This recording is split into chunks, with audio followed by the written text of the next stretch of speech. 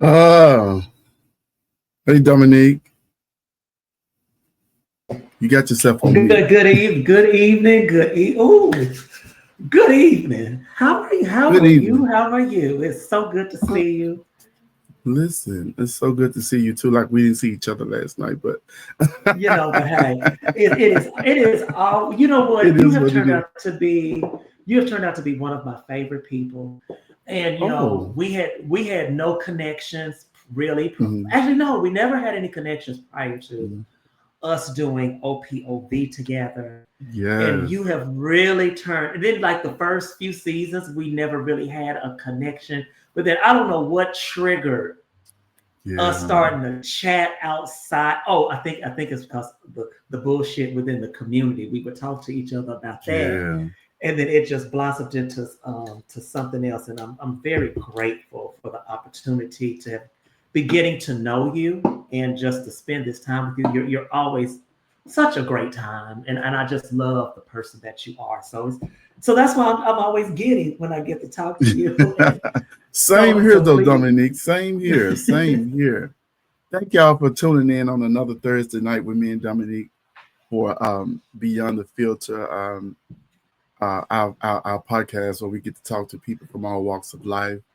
We get to peel back a few layers and, talk about things that people wouldn't normally talk about.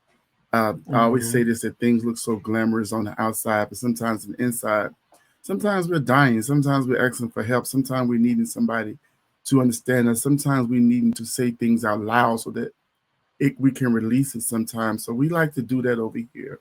And we thank y'all for supporting us. We thank y'all for watching and tuning in. Uh, in the words of Chevelle, click share, click like, click like, so the people can tune in. We had a this past weekend was Black Universe, and I know you were supposed to come down, but other things happened where you couldn't.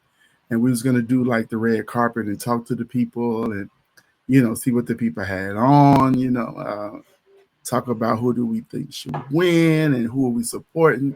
And we didn't get a chance to do that, but maybe next time we'll be able to bring our cameras, our lights, and our microphones so that we can talk to the people. One thing I want to do Yeah. is send a happy heavenly birthday to my gay mother Kiki. A lot of people always thought Tanisha was my mother, but Tanisha was Kiki's mother, and Tanisha was my grandmother.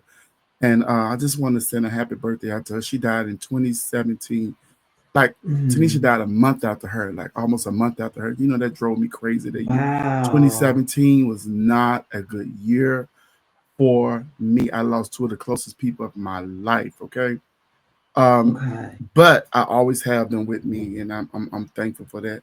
This was one of the people in my life that helped shape who I am, that took me in and showed me the ropes, protected me, was very overprotective of me, very encouraging to me, made me feel like family. We actually grew up together. So happy birthday, mother. Love you so much.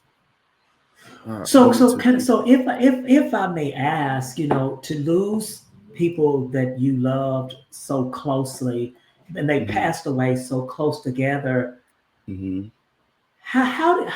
what was coping and dealing with that like? I had lost my grandmama in 2014. So I had to bury her, do her makeup, take care of all the arrangements and stuff. So that really gave me a insight into what death felt like of somebody that's very, very close to you. And Mhm. but after that, after Tanisha and after Kiki died back to back like that, later on I had to go to counseling for a minute because I needed to understand a few things from a different level, from different eyes, and just I needed tools to cope with life because things had began to be different. I didn't have these people Mhm. to call on no more. I didn't have these people to confide in anymore. So I had to go garner some tools that I can go through my life with, and it's really helped me. It really, really helped me a lot. And I just and one thing I learned in counseling that we got to we can't think of the bad because God gave me many years with them. And so Yes. that's what I hold to my heart, the things that they taught me, the things that done for me. I realized too that nothing is forever. So we have to Yes. all go through the same thing at one point in life. There's one time there will be a time in life that we won't be no more, and somebody will have to mourn us. But I don't want anybody to like. It was important that I didn't grieve so hard that it made me sick or anything, or it Right. made me want to die too. It's very important that if you have to go to grief counseling and get things situated for your mind, that you really have to. You really Yeah. have to, because that was a Absolutely. tough pill to swallow. Okay, Hmm. but Hmm. somehow I made it. Hallelujah! Hey, Somehow I you, made you, it. you hear, you hear, you I'm hear, you here. hear. I'm here, baby. I'm here. So, also, I want to post something too, because Queen Fantasia made a post too, and I want to share this with Queen. Is coming up December 13th. It's going to be in New Yes. Orleans, Louisiana. Is going to be a night to remember. We get to see if she's going to relinquish her title or if she's going to defend her title along with King. What's his name? Oh my What God, is why the? would you do that? I know. Why Oh would I my do that? Christian. Oh my Oh, goodness. Oh my God. And he's so amazing. yes, he is. Yes, he is. Latino, well, Yes, super well dressed. gorgeous man. I don't know. Maybe somebody in the Oh my comments to tell us. God, why King would you Angel, do Angel. that? Yes, yes. King Angel. Thank y'all so much. I do not, but listen, I He's do not know why Raul came into my mind. But yes, I yeah, love I love Angel. I yeah. think he is such Hey a Tony. Hey Diamond. Hey humble Corey. person. He would Marcel. come and work with us when we were down there in at when Hamburger Mary's was open in Uh St. huh. Louis. And child, he would open up those bags, and I'd be like, "Well, damn, you brought your drag with you, baby." But those ladies, oh my God, they would just Hey Mackenzie. love Hey Tasha him to Rose. death. So yeah, Listen, he's a gorgeous man. My mind was it blank went for a like minute. this. But they did a phenomenal job this year at showing up as King and Queen. Let me show Man, you. they did. Oh, child, look at me. You know, ain't no, You I ain't recently social media. watched it. Hey, you guys, Queen Fantasia here. Make sure that you mark your calendars and join us December 13th for Queen Pageantry System. Log on to queenpageantry.com for more information and registration to compete. The deadline is December 1st, so make sure you register now. Love you. Bye.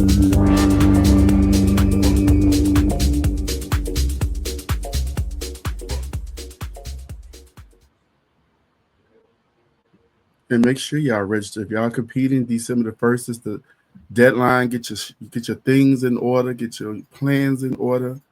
It's gonna be a great. It's Absolutely. Listen. Every year I miss it because I'm somewhere working, and it's just like everybody talk about how amazing it is and how it's the pageant to end the year on a good note. It ends pageantry season like amazingly, Mhm. and then we got Diamond of the South that'll be happening the Friday before the pageant.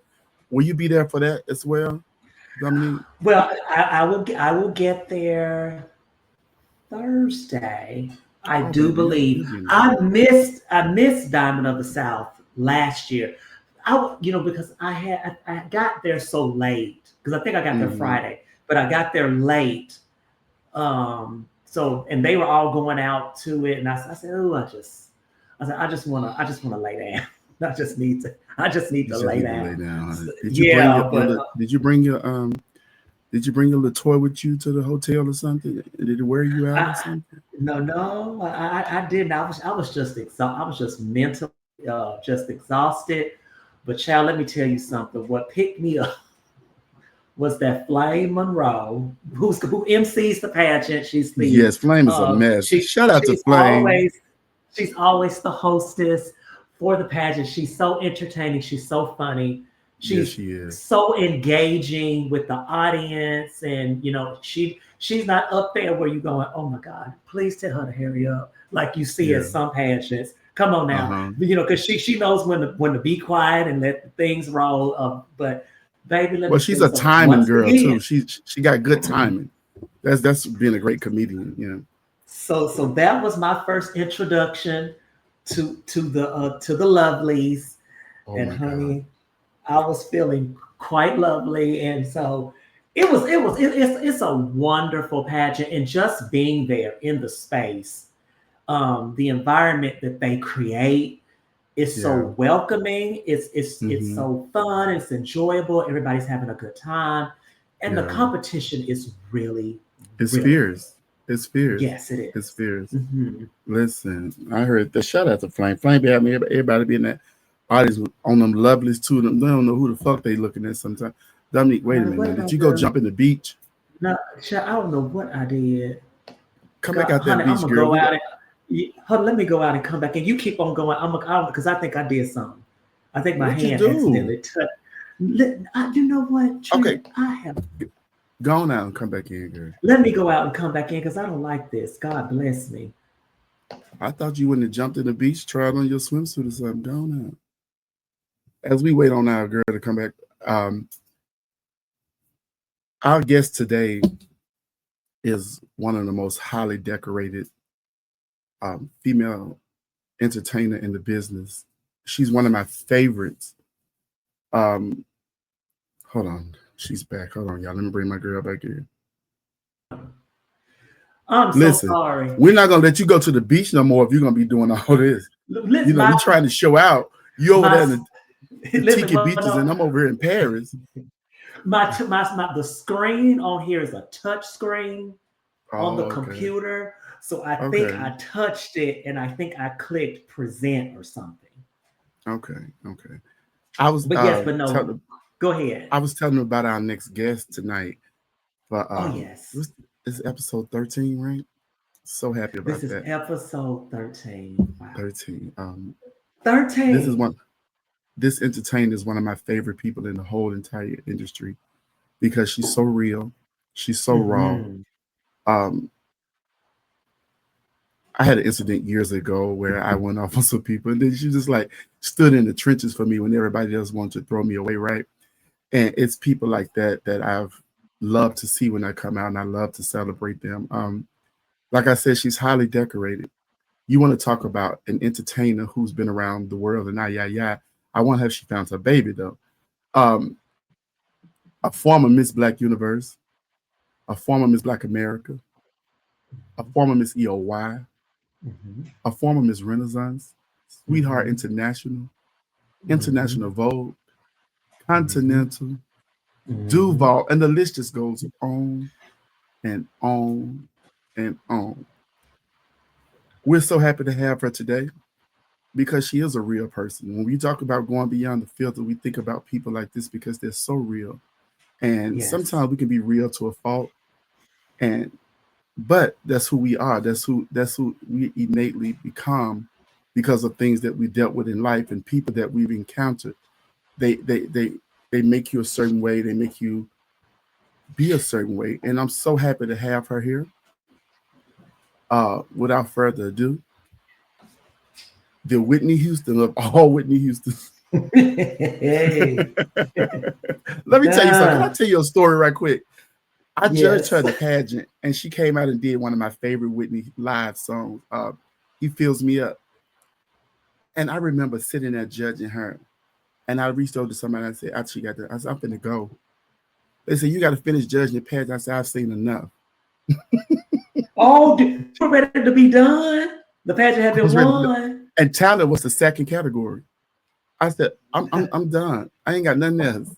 Let me get up and go. They said, no, boy, you got to finish doing that. But she served as my Whitney Houston because I've never been able to see Whitney Houston live. I bought a ticket one time. I stole my gay mom, the one that I showed you in the beginning. She had this little piece of trade. She had ordered his credit card in his name when it came to the house. I saw it and I took the credit card and I bought me a Whitney Houston ticket to the My Love Is Your Love concert. Trent, you And did so, not. listen, I did. And she found out later she was so mad with me. But I said, but God don't like ugly and karma will fuck you just as worse as anything, right? Whitney Houston canceled that date in our And your city. ass didn't get to go. I didn't get to see Whitney. I was so fucking mad. I think I was mad at Whitney for about a month. I stopped listening to anything Whitney, but yeah. So watching Necole is the closest thing I get to come to see witness. So y'all, let's welcome to the stage Necole Luv Dupree. Hi, Necole. Hey, how y'all doing? We doing great. How you doing? I'm hanging in there, baby. I know that's right. It is so good to see you. Likewise, I love you to death, Dominique. I love you too. I love you too. And then before we get rolling, my first encounter with Necole. No, wait a minute, wait. Huh? You just love Dominique? Yeah. Oh, boy, I done told you too many times I love you. I don't think you believe me when you said that much. We were at EOY the year, I believe, Daisy may have been crowned that night. But Necole, I had never seen anybody that looked like Necole before in my life. And so, me coming from Arkansas, there were no trans women really around. The ones that were trans, they never came out, they didn't do shows. So we took, me and my dancers took lots of pictures with Necole. But let me tell you the part that was so memorable. The pageant was over. I think I was getting money for winning some award or whatever. Anyway, so Necole was up there too. So Maya comes up to Maya Douglas, who was giving up the pageant.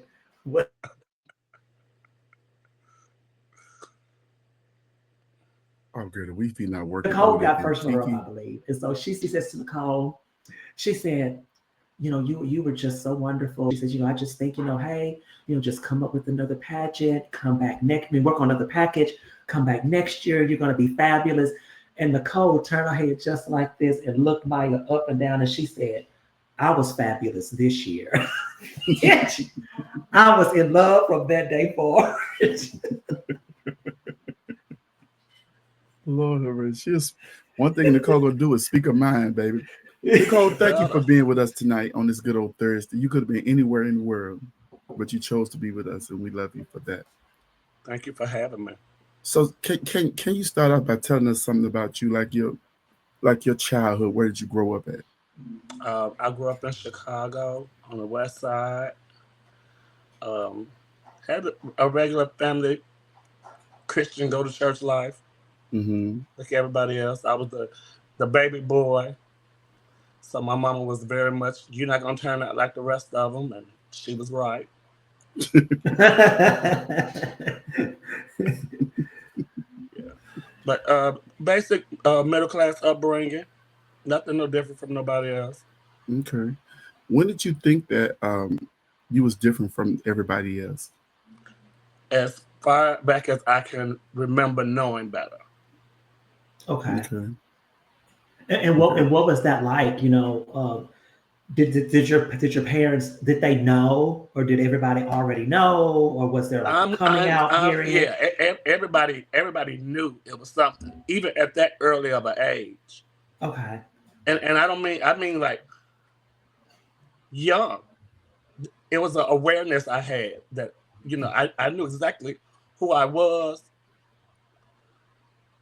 I later on in life figured out a way to fix and alter that. But at that young of an age, I already knew, which was really confusing. And then I had a couple incidents that kind of swayed you a little bit more, Mm-hmm. And so what was that? So what was like knowing at such a young age, and you're going to school, and you're around all of because as I hear, Chicago is a tough city. So what was that like being the gay person in school, what was that like? Well, it was never said that I was gay. Okay. Like I never openly came out and said that because I had girlfriends and stuff. You try to play the role the best way you can. But yes, ma'am. When people calling you sissy or they call you fag or different stuff like that, somebody else knows something. Yes. Mm-hmm. So did you feel pressure to have girlfriends because you didn't understand yourself, or because that was norm? Yes. Okay. Yes.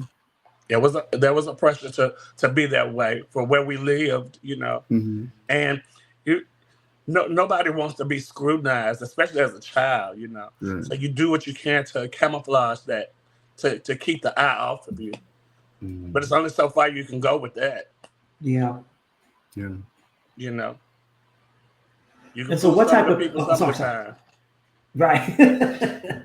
So what type of things were you into in school? Like, did you like do theater, band, dance, Yeah, or? I did theater my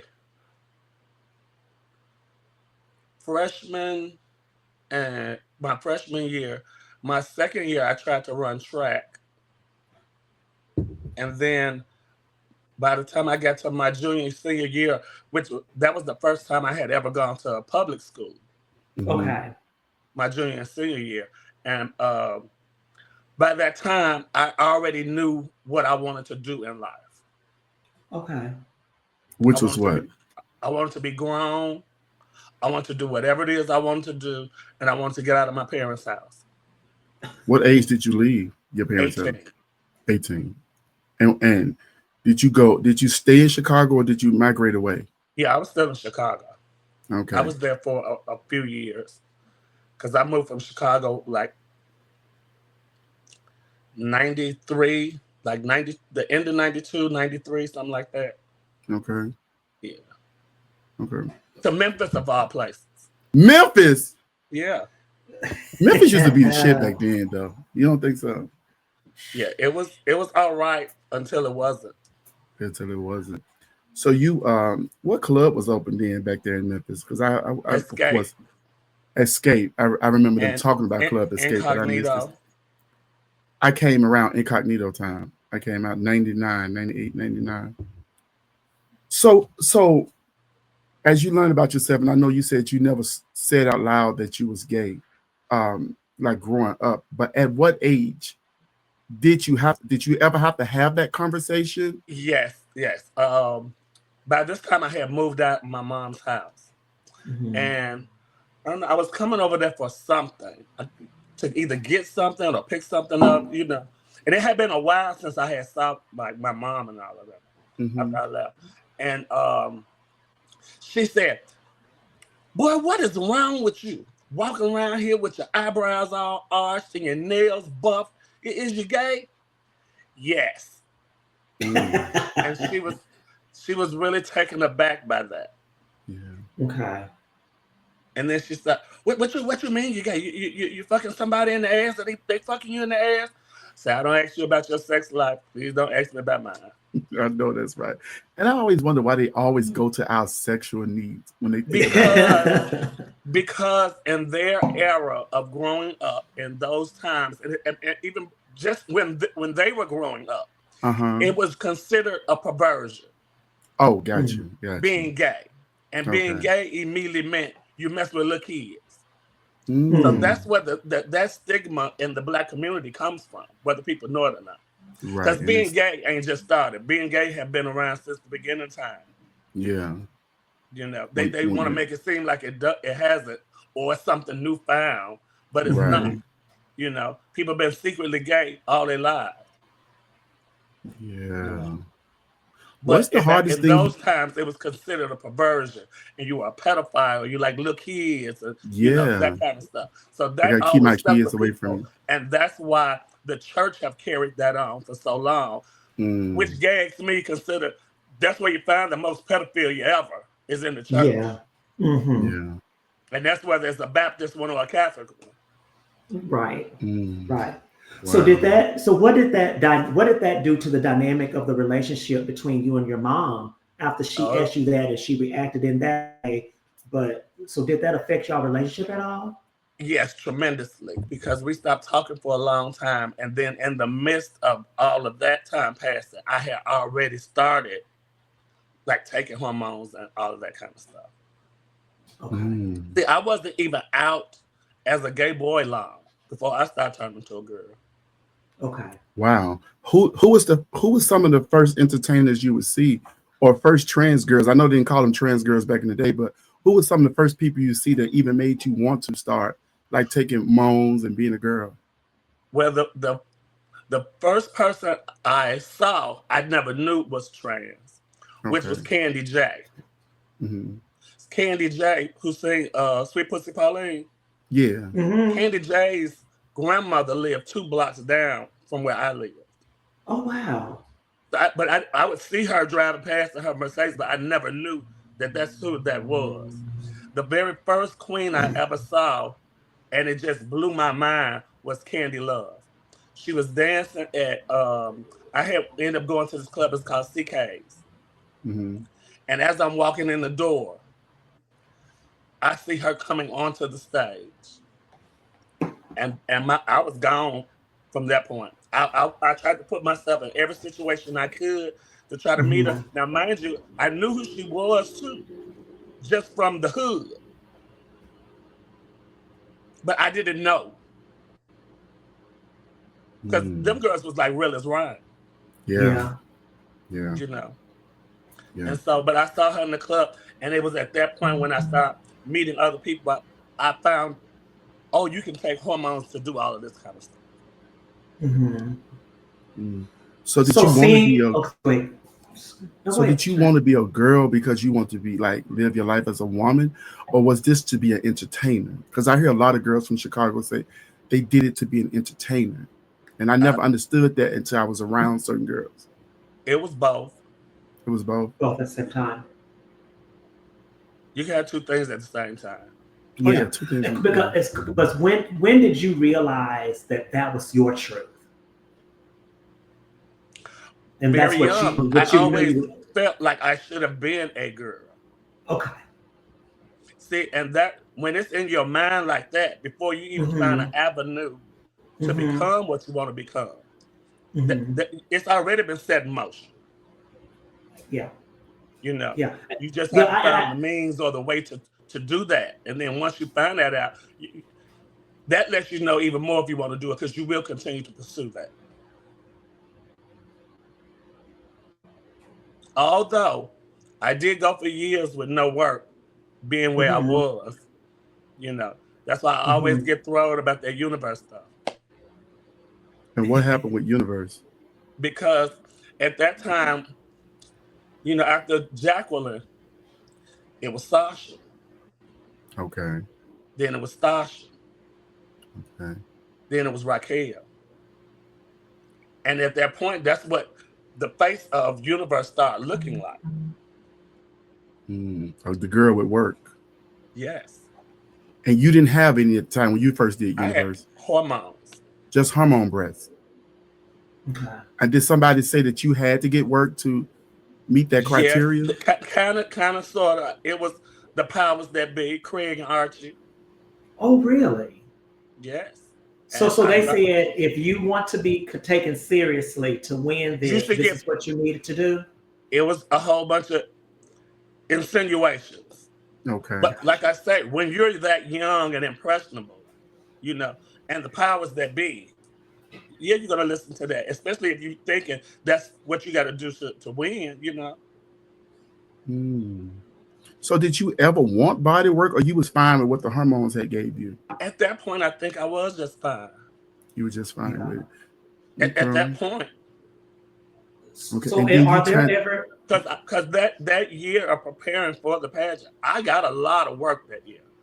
To prepare for the year that you won. Yeah. And where were you living? Were you living in Chicago at the time or Atlanta? Atlanta by then. Okay. Yeah. Wow. Wow. And I know we've spoken about this, but I never knew how in-depth this was, because I know we'll talk about it and somebody will come start talking to us while we're talking and stuff. And that's a lot of pressure to go through. And then, in fact, you turn around and the person that you crown has not a tap of work. Tamisha Iman was a boy at the time. And, you know, the type of boy that you would think straight if you didn't know no better outside of drag, right? How did that make you feel looking back at it, like, well, damn, I had to get this, and this is who I'm crowning? I was really just thrown behind it. Right. I really was. I mean, it was, to me, it was like a slap in the face. Yeah. Yeah. But then that you were told that's what you only way needed you could probably look at it is, well, you got what you wanted, you know. Yeah. But at what it cost, you know. And what did that cost you? It cost me a boyfriend. But I guess if he really wanted to be there, he'd stuck around. But some boys just like what they like. You know, everybody have a preference and a choice. and you know what they want. So. And it was harder for girls back then too, like to even be with like a gay boy, because they like. No, that's not true. You don't Not think then. so? No, it's harder now. Oh, it's harder now. Okay. Mhm. So were there ever any moments to where you like were like where you had like resentment, like you were like, why did you put this in my head that I needed to do this? Or were you For like, many of years. okay, okay. And Well, so could you, because I think, Necole, this conversation needs to be had because I think there are a lot of people that feel that they were pressured into doing something that they necessarily didn't really want to do. They've enjoyed the benefits of it, but it really wasn't what they wanted to do. Can you share mentally what that's like to go through those periods? Because you're such an honest and transparent person. What can you share about what that feels like so that the community can understand? it's hard to explain it because there were so many different emotions. You have to Mm-hmm. remember the timing of all of that and when all of Mm-hmm. that happened. Mm-hmm. That was like the same year the Stars of the Century was getting getting started and stuff. Mm-hmm. Okay. And after Universe, that night, the night I won, but it was that Monday night. That was the first time we had a jam-packed house. We had probably been open for maybe about 5, 6 months, something like that, maybe. Okay. Mm-hmm. But that was the first time we had a jam-packed house. Mm-hmm. And then it kicked off a new time and a new era with the Stars of the Century and all of that. Yeah. So even if I had regrets about doing it, it came in handy because of the times. Got you. You know, Yeah. you're on this stage now, so yeah, and and you're one of the girls. You're one of the Yeah. girls. You know, even if you still have those regrets, Yeah. that's still what it was. Right. Because you was building your name too, right there. Yeah, because And, they and got us when we was little ass kids Yeah. and made us into what they wanted us to be. They had a vision. they had a vision. Yeah, even before I want to say we had one. Yeah. Wow. And how long did it take you to get used to your new body? I don't even think I'm still used to it. It's just one of them things that it just is what it is. It's who you are now. Yeah. But I do advise all young girls to put a lot of thought into doing it because it's not that it's not irreversible, but you're gonna spend just as much money trying to correct it as you did putting it in there. Have you ever wanted to take it out?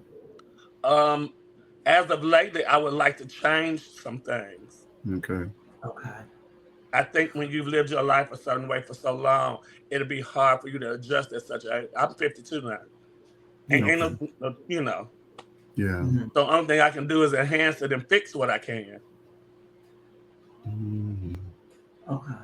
So was there knowing what you enjoy from because this kind of came up on Point of View quite a few times, and there was some very contentious moments. Knowing what you liked sexually, and then now you look like this. Was there ever like an adjustment period where people were like, "Oh, well, you got to change that," because like most people think what you were before you transition has to change and adapt, but can you talk about that a little bit? I think people like what they like, but they don't want other people to know what they like. A lot of folks don't have no problem with it. Boys and the queens, especially in Atlanta and southern places, had no problem with it. Do you know when all of that arose? When was that? When the ball scene hit. When the Hmm. ball scene hit, they were more just infatuated with the way you looked other than wanting to date you. Or whatever the prestige level you had. if it was going to help them. Even Wow. in some parts of the pageant circuit, it was like that. So they start using y'all as accessories now. As accessories and an avenue for them to make it somewhere. To make it off your name and off your back and your hard work. You talked Yeah, about not off my back though. Oh, you was on their back. And let's be clear. Not off mine. I like what I like, but and let's be clear about it. Cheers to that. Necole, your life is so interesting. I mean, we could talk all night, but you talk about y'all were made to be who y'all are. So when y'all was creating the Stars of the Century, were y'all handpicked to be a part of this show? And what was that process like starting that show? No. When I say that we were put in those positions, this is even before the Stars of the Century. Okay. This is during the age of Loretta's. Okay. Times were changing then. You know, remember we had Lost Me Sean and different folks like that. And I was living in Memphis. And Aisha made me move from there. And I moved. I got here on I want to say a Saturday or something. I was on the show working that Monday. I had a job Monday. Wow. Working at Loretta's. Tina DeVore happened to be at Loretta's show and booked me for the show on Friday at the Armory. At the Armory, Charlie Brown came in and saw me. And she booked me for the following week. So now I had a job and 2 other places to work. And after a while, I became the fill-in girl at Backstreet under Charlie. So you got to work right away. Yes, and I was one of the first girls who was able to cross over to that side because they wasn't letting the black girls win nothing. If you wasn't Paula Sinclair or Motion Adrian or shout out to Paula, Shauna Brooks or the ladies, one of them, you wasn't getting nothing.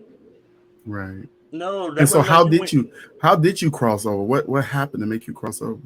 I guess because I was allowed the opportunity to work on those stages where other people saw me and got used to me or liked me for that matter. Right. And once again, on those sides of the tracks, those ladies were the powers that be. Right. They were the heavy hitters that y'all are now. Well, I won't say that. I'm not putting myself in no category with nobody else. But they were the legendary folks. The legends, okay. You know. Yeah. And so was there ever any like resentment as far as why does she get to be over there? But they're not letting us in. I'm sure it was. Nobody but you never heard about it. I've heard a lot. I've heard a lot, but nobody really brought that to me. Yeah. So you're back over there at the Stars of the Century, and it's you, Naisha, Raquel. Oh, but wait a minute. Let me go back though. Absolutely, please do. That was back at like during that Loretta's time, and it was a shift in the way things was gonna be set up. That's why I say that girls were picked to be put in a certain position. Because shortly after I got here, maybe 2 weeks later, Stasha was here. Okay. And me and Stasha was put together when we was meant to be enemies. But y'all just ended up gelling? And the first night she was here, I got into a fight with somebody and she was jumping in, not knowing what was going on.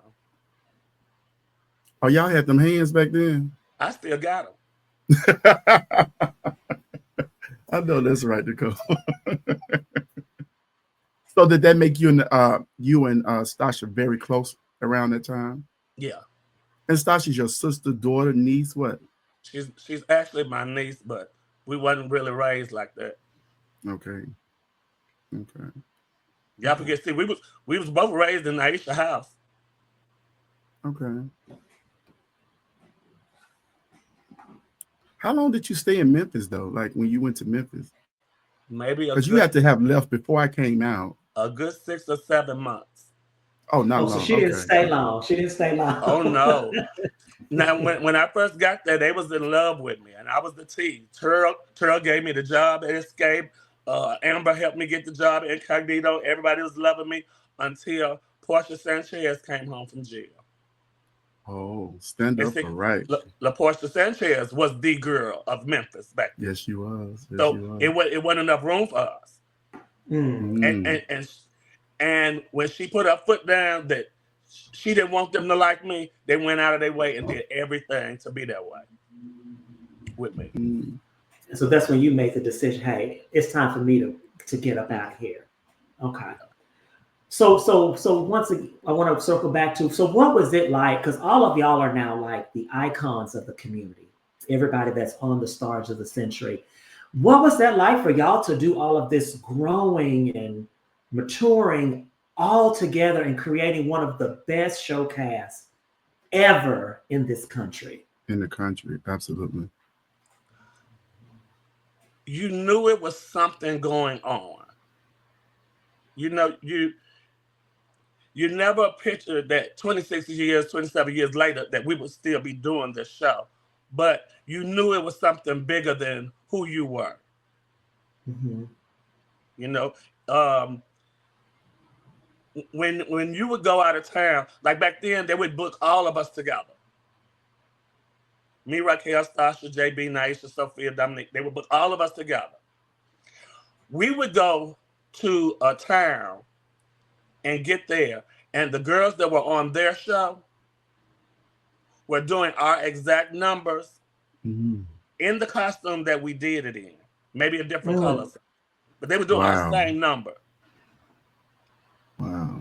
And you have to remember, that's when the DVDs and all that was popular. Mm-hmm. And they was ordering them DVDs. Even in Tallahassee, they used to have a house pageant. I mean, a show, but it was like a house pageant. But they had a cast, and all these people. It was a me on the show. It was a Stasha. It was a Naisha. It was a Raquel. It was a JB. It was on their show. On their show. Yeah. So we knew it was a big impact. Yeah. And what makes a show this great? What is the formula that y'all use to make this show so great? Do you know? I guess just trying your best to make it entertaining and as polished, and you want to make it so it's something that you're not going to see everywhere else you go, you know. But I think with that, it needs to change with the times. I think after you've done everything for so long, what else is it to do? We had did Animal, Water, and Fire Acts. The only thing you do is see a bitch disappear, and I was working on that. I mean, it was the most. You were working on disappearing. Yeah, and that's another thing I say too. That's what changed the thing with the show, because back then, like, it's always been a Monday night show. And so that was the outlet for everybody. That was where the whole community came, you know, to see that. But why? When the balls started, that gave the folks another outlet. Okay. To do other things. So now the crowd has broken off, because now what they're doing is they're going to house meetings and getting ready for balls and traveling. And so it gave people a different outlet to go do different stuff. Just like if you have multiple shows on one night, people have a choice of where to go. Back then, that was just the place to go. Yeah. And why Monday? Why did y'all choose Monday out of all days? Because it had always been a Monday night show. It's always been a Monday night show. Okay. So was everything always rosy, or was there ever any and it's still fighting? Wait a minute, Necole. But you know, one thing I've always liked about y'all, let me tell you this, and I always tell people that when we in conversation, and I didn't know this until I came to start working behind the scenes, and I was working with Jasmine when they doing the makeup. I said, no matter what they're going through, you'll never know, because when they hit that stage, it's strictly professional. They can be in an opening together, a closing together. They can work beside each other, and the whole time in the back hadn't spoken, said one word, I said that's to be That's when commended. people are working together in their best interest. Yes, Mm-hmm. yes. I've Mm-hmm. always appreciated that. That's when you're working together for your best interest. Yeah. The people are not supposed to see Oz. Yeah. You're not supposed to be able to see behind the curtain. Mm-hmm. Yeah. And then when they do, and when people on the show start believing their own press,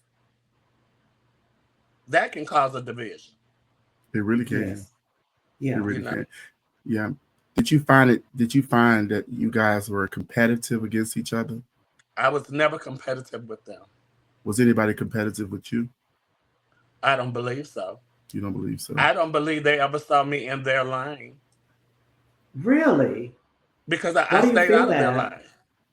Okay. I wasn't like a body girl like that. So you just always did what made you special. Yeah, I did what Yeah. I knew how to do, and I stuck with that. Yes. You know, I knew that I can go out there and make a bitch think I'm singing. Yes, you Yes. could now. Absolutely. So I worked hard Baby. at doing Absolutely. that. I knew that I Mhm. had a whole different repertoire of music. So I did that. I knew I wasn't no dancer. Ain't nobody was Mhm. coming to the show to see me dance or strip. No, and to this day, nobody is coming to see me on the show dance or strip. Yeah. So I didn't have to do that. That was their thing, Yeah. Yes. you know. Mm-hmm.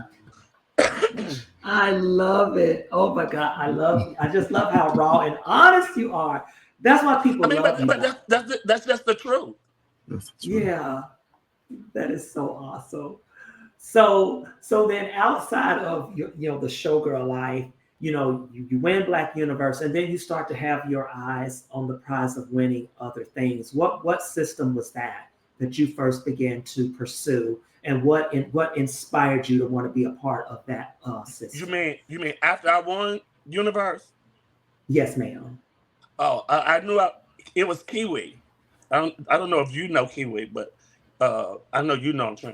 Kiwi was the one who talked me into going to do EOY Okay. because they was giving away what was it, $6,000 on a car. Mm. That's why I went.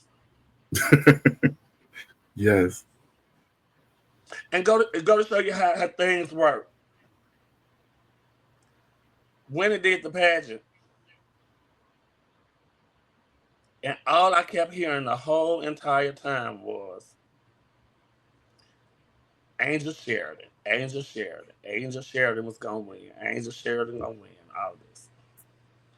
Then we get up there and it was somebody else. Mhm. Only to get home after losing and all of that. And I'm feeling terrible because I really wanted this money. Had won the lottery.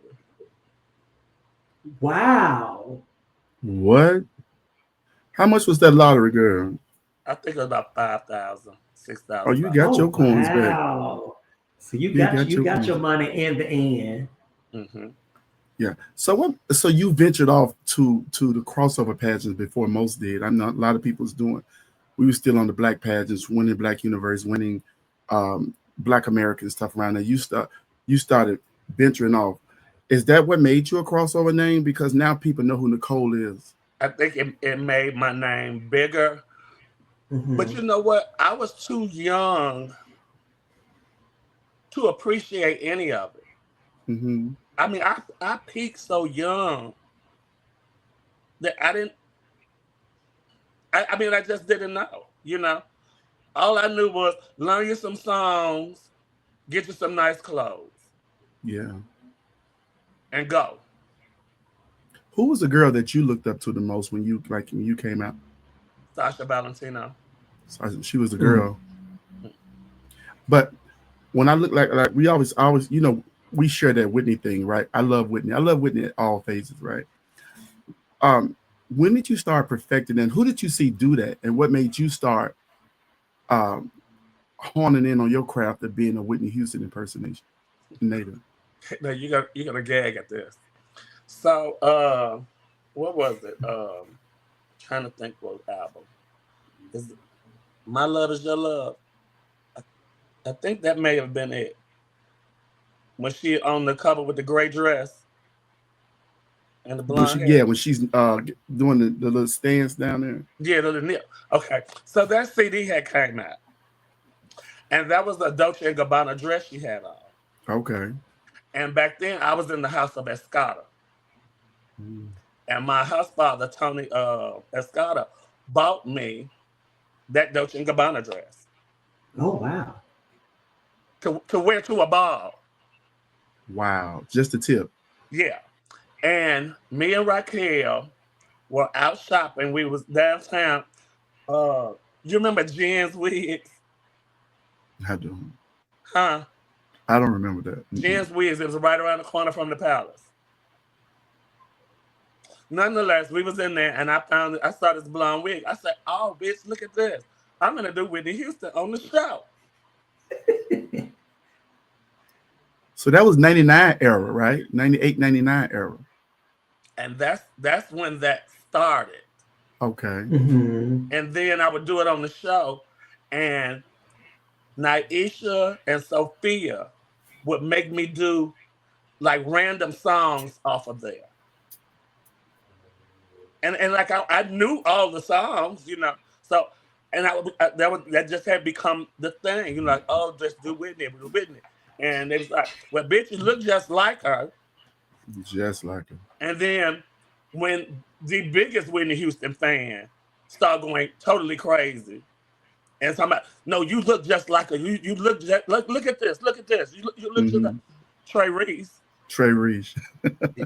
Then that's what it became known as. Then I started taking it on the road, and I started seeing the response I was getting from people, you know, from doing it. Mm-hmm. And then that's just how it came about. And then everything was Whitney then. Even the way I thought I was living my lifestyle, minus the drugs. Okay. And that's what it turned into.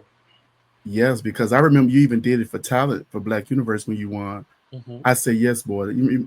Yeah. I remember watching that. Yeah. Wow. I thought you was doing Whitney way before then because you perfected it so well by the time I saw you. Nope. I was at a pageant one time, and I remember sitting in it was like a theater we was at, and you was up there doing her Divas live performance, and I was sitting in that, and I was just looking at you. I said, man, this is ridiculous how much this lady looked like Whitney Houston. I said, this is crazy. Do you ever get tired of doing Whitney Houston? Yes, but I've gotten so used to doing it at my job. I've done Whitney Houston every night for 13 years at my job. And this is Lips. Yeah. Because they don't want me to do anything else. I've been dancing with somebody for 13 years. With somebody who loves you. Speaking of somebody who loves but you, still bringing you money. How was Nicole's love life when she got her to Atlanta? Like, did you ever find like that person that was your person and that you loved to death? And how was that for you? And do you still desire that type of thing? I did find somebody I was deeply, deeply in love with. Mm-hmm. But, you know, like, you know how it is with the folks and all of that. And the relationship was abusive. Okay. Oh, wow. Mental and physical. Mental and physical. How long was you in that relationship? Oh, shit, I want to say till he died. Oh, wow. So it was even like in the eyes of some of my kids or my friends or their family, we were still together. Even if I was with somebody, we were still together. Yeah, I was still together. Y'all still had that love for each other. Yeah. Wow. Black. So do you find? Okay, go ahead. I'm sorry, Necole. Did you know Black? I didn't know Black. Yeah. And then I've had other relationships, but that Black and this guy named Ben were the loves of my life. So when you do you still desire that type of love? No. Oh no, you want to be by so yourself for the rest of your life? No. I mean, everybody have where they want some type of intimacy or something like that. And intimacy always doesn't mean sex. Right. Yeah. You know. But no, I don't want to be in love like that anymore. I don't want to have that kind of feeling for nobody no more. Because Okay. Because it makes you make very bad choices and decisions when you allow yourself to be that vulnerable with somebody. Because if I'm with you and I fall in love with you, I mean that shit. you 100% in. Mm-hmm. Yeah, I am until I know different. But who wants to Mm-hmm. go through that? If I can avoid having my feelings hurt or any of that, I will. So to avoid going down that track or doing any of that, I just choose not to. Now, I'm not saying I'm not open and willing to if something happens, but I'm not pursuing it. Mm-hmm. And Mm-hmm. and you can distance yourself from it. Yeah. You can prevent who you fall in love with. Mm-hmm. You can In stop what that. in what way? Don't allow yourself to. Mm-hmm. Do you think you're worthy of the love though? Yeah. Okay. I don't want to be put in that position Ever again. ever Okay. Okay. again. I don't ever Maybe want just to experience that kind of hurt. Because with that kind of hurt comes that kind of grieving. mm, Because you can, just like you grieve somebody who died, you can yeah. grieve the loss of a relationship. Yeah. Yeah. And that's whether it's a personal relationship or a friendship, Mm-hmm. you know. Mm-hmm. I'm dealing with a couple of those now. What Relationships from friendship? people. You're more in the relationships. I'm going through a mourning process of people. Let's talk about Yeah. that then. How do you cope with that? What is that like? It makes it really hard when you have to be around them all the time. See, and Mm, when you have to be around them all the time, you start normalizing the behaviors of those people that you really don't want to Mm-hmm. be friends with anymore. Mm-hmm. Sometimes you can be around people for so many years that you just excuse the behavior. Yeah. Some people are very good with manipulation, Mm-hmm. and that's a characteristic of being a narcissist. Some people are narcissists and don't even know they are. mm. So But you so have to when be you're you have to be around around them. them, so when you're around them, how does that make you feel, and how do you function? How do you? I try to be so absorbed in what I'm doing that I really don't have time to pay them any attention. Mm-hmm. If you can get that, like if it's a Mm-hmm. bitch at Yeah. your job you work with, you make Mm-hmm. sure you're just doing your job so you don't have to deal with all of that. Yeah. Yeah. But It's what one do of you? But those what do kind of you? things. But what do you feel like? Because when you do that, it But I takes a am at a certain level point of where I'm energy to almost do that. to the point of how can I say it, that I've exhausted all other possibility, Yeah. so that when you walk away, you know that that's it. Yes. And these are coworkers for you? Yes, some. Some are Some. coworkers. Okay. So what do you see in your future that allows you to be away from this? Because the more you have to be around and we find ourselves doing things that uh that sometimes can be harmful to us. Like if it's indulging a bit much or you know, whatever we have to do to cope.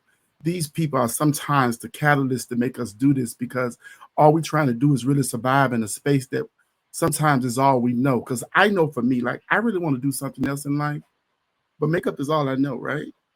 I know for girls like you who do shows and y'all are so good at what you do because y'all have honed this craft and made this craft so amazing, right? Because compare y'all, people compare themselves to y'all on that show. Everybody compared themselves to one of you on that show. And this is what you do for a living. This is what you have. So what do you do in the meantime, in between time, to cope where you don't have to ignore them? Because there's sometimes that ignoring is going to turn to something hateful after a while. Because if you pop, there's only so much a person can Then take. I pop. Oh, you don't mind They- popping. Never have. She, One thing I she will do just is said. one thing I've learned, and I learned this years and years ago. Hmm. I'm always going to tell the person how I'm feeling, Hmm. so that way they can't say that they didn't know. Mm-hmm. And at no point should anyone act as if they don't know me by now, because I haven't changed. So those I'm people the that same you person feel that I was Mhm. when you first met me. However many years ago that was. So if you try with me, you know what you're going to get with it. Mm-hmm. So, and that's that. So those people that you feel this way about, do they know that that's where you I'm are? almost certain of it. That they know, and so Yeah. do they try to stay out your way? Because like some people, when they No. know you okay. No. Because I was just about to ask you that, because some people, when they know you don't want to be bothered with them, they purposely try to put themselves in your space and in your area just to try to agitate you. So is that And what some you people are good at trying to reel you into that. But that's how I know. I know what I'm seeing.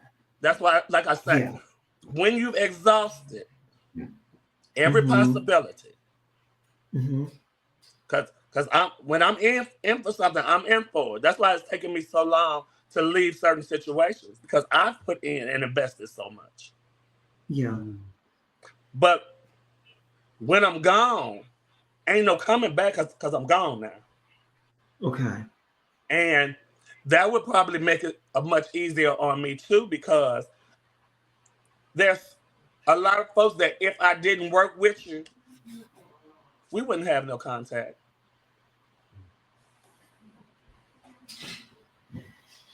Now, were you once close to the people you're talking about? The people you're talking about, was you once close to them, and did you hold them in high regards? A lot of them. What are some and of the what things were some of the things that I Get was out of my head, about to ask Dominique. the same question. Go ahead. Get out of my head. Go Let me ahead. read from the script. What are some of the things that's transpired to make you feel this way? The lack of mutual respect. And so what was like something that they did? I mean, because if you don't want to answer, but what was something specific that they did? I'm not gonna answer that, because that would be telling on exactly who these people are. And I don't want to say that, because if I have the problem that I have with people, they know it. And I've never been one to come on here to talk about it, to do that. Yeah. So these people know. Yeah.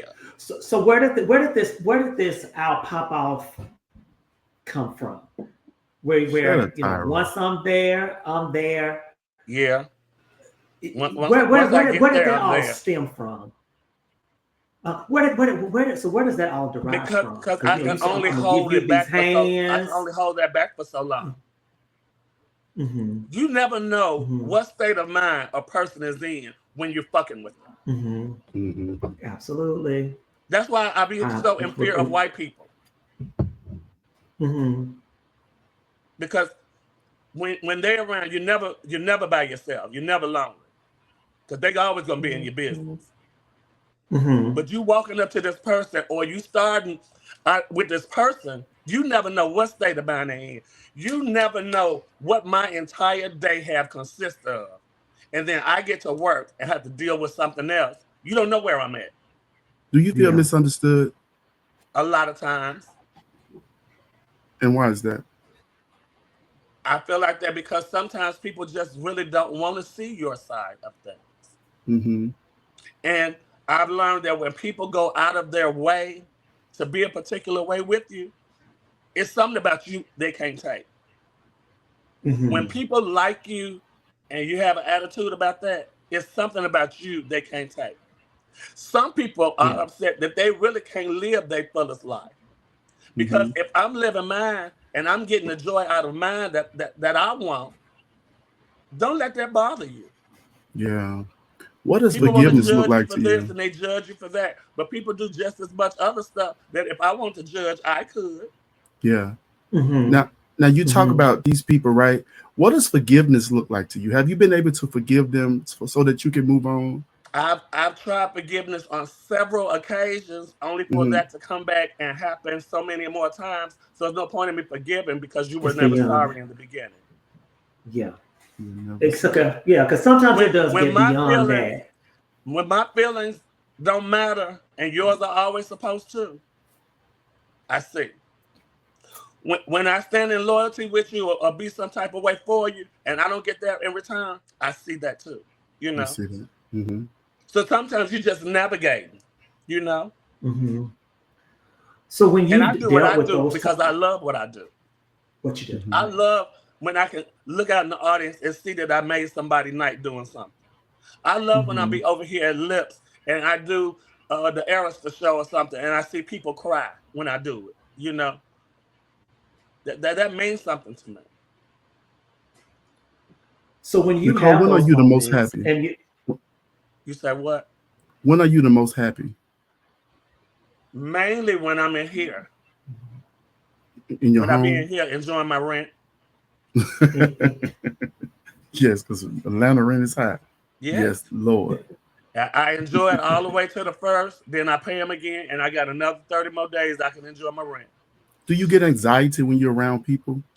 Sometimes, and it just depends on the situation or the circumstance. Okay.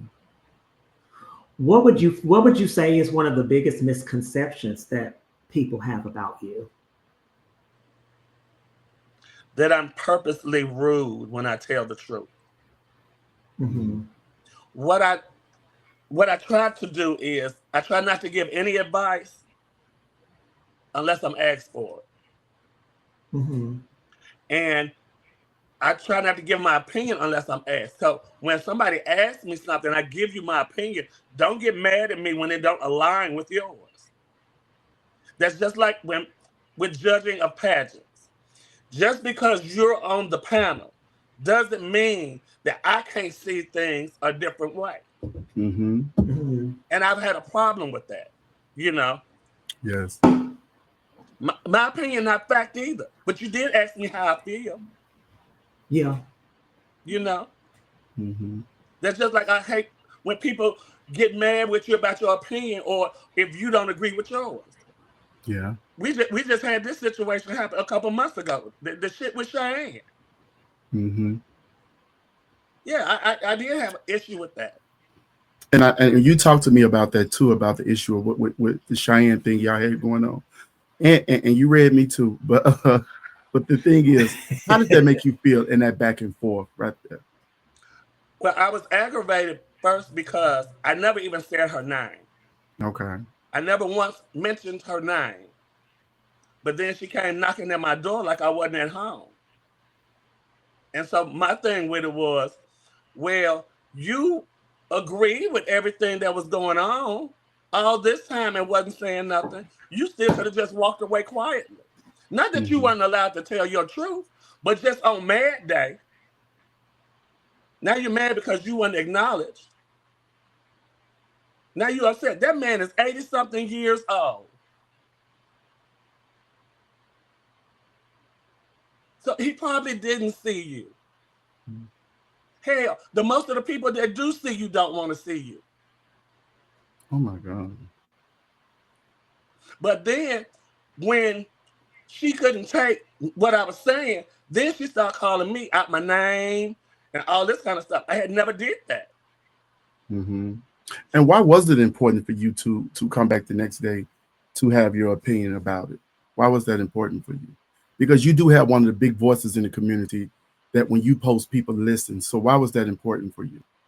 Because I was thrilled because the way she runs around and she tries to be like you all of a sudden now want to be honest and whatever we supposed to believe that, Okay. you know. And then when she said the stuff about, well, he didn't see you either, he didn't, because I wasn't in there. I was sitting next to Sunny Delight. And before he came to get the microphone, you know where I was? At the liquor store. I walked out. I told Sonny, hold this seat for me, Sonny. I'll be right back. And I walked over to the liquor store to get my bottle and Yasmin's bottle. When I came back in, he had already been talking and announcing the formers and stuff. So he by this time, he done made it to the other side of the room where the last of the contestants was. Then they said, as I'm coming in from the liquor store, and I go to sit down, they say, oh, Jimmy, and there's Necole. She made it seem like he just went around the room and then he said everybody's name but mine. No, there you go, Misery Love Company, because he ain't acknowledge you. You want to make it seem like he ain't acknowledge me. No, that's not what happened. So can y'all move on from this? I understand that there was an apology that ensued. No. Can y'all move on? There was a half apology that she sent. See, Okay. the thing that made me mad with all of it, she was, oh, and you drunk called the folks at 3 a.m. and all this. Well, you read all the messages where she, girl, you don't never call me. And we should be friends. And bitch, you begged me for friendship for years. So don't try to put it out here on Front Street. Then I got mad because what pissed me off was you tried to apologize. But no, give me the same apology in open as your disrespect for me was in the open. So you needed this apology to be public. I don't need nothing now. You don't need anything now. So the door is closed. Yes. The door is closed. Everything. And Necole, let's go a little deep, because you did say you was at the liquor store, right? And there are people who feel like that drinking gets the best of you sometimes. It probably does. What do you say to that? Because there are times when we've seen you. You will read the brakes off somebody. You be ready to smack a bitch backwards, right? And I ride for you. But do you feel like in your heart that drinking is a problem? Or is there or do you feel like you're an alcoholic or anything? Or what do you say to people that feel this way? I say that I'm not. Okay. Mm-hmm. I say that I enjoy drinking, and I may sometimes drink too much. But you have control over it. Who gave you your first drink, if you can remember? Oh, I don't know. Yeah. I don't know. But do you feel when you drink and you've had quite a bit, do you feel that changes you? Do you think that you turn into I'm sure it does. Yeah. Okay. Have you ever had a situation that like that night that happens, right? Like because you probably ingested too much. That happened, and the next day you have to deal with the repercussions. Have you had that happen before? Yeah. And you have to go back and apologize to people. What is that like?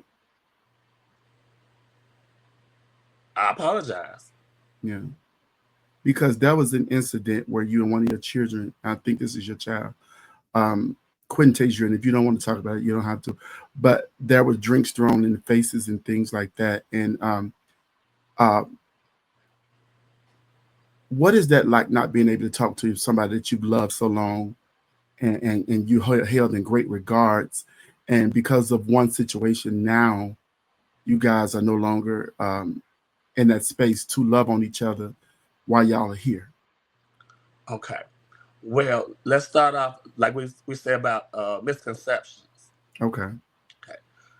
What people don't know is I wasn't drunk. I hadn't even had a drink. Okay. I had just got there. And that's one of the misfortunes of me being a drinker, is that no matter what, that's going to be the first thing people say. Yes. But we had just gotten there, and as I'm standing there talking to Randall, and Quentin walks up, he jumps in a conversation that I'm having with Randall. And as we're in this conversation, that's when my child walk up and bring me the drink. We had just gotten to the pageant. Remember, we saw you walking in. Right, I remember. We had just walked in. But he involved himself in a conversation that I was having. And for one, it was none of his business. And for two, if you love me the way you say you love me, the way you was talking to me was like you had never met me before. Over something that he was in the wrong about. And it took me everything in me not to swing, and the only thing I could do was throw that. Mm-hmm. And I hate that whole situation happened, but I hate that he put me in that situation too. Mm-hmm. I acknowledge me throwing the drink was wrong. But I don't think it was ever any acknowledgement on his part that you shouldn't have jumped into my conversation and you shouldn't have been talking to me the way you was talking to me. Mm-hmm. So Because it that was was the your child, right? disrespect that triggered you. And in my head, he still is. Okay. Yeah. I've never stopped loving him. I've never stopped praying for him. I saw him Sunday and turned around and asked him, "Hey, baby, how are you?" And he said, "I'm fine. How are you?" That's the first time we talked in almost 3 years, or since that incident. Did you get a chance to hug him? No, I thought me being able just to speak and get a response Was enough. That was enough for that moment. For that moment. Good. That's good. You know, you don't want to push things too quick. Me just getting a response from him was yes, enough. ma'am. Baby step. Yeah.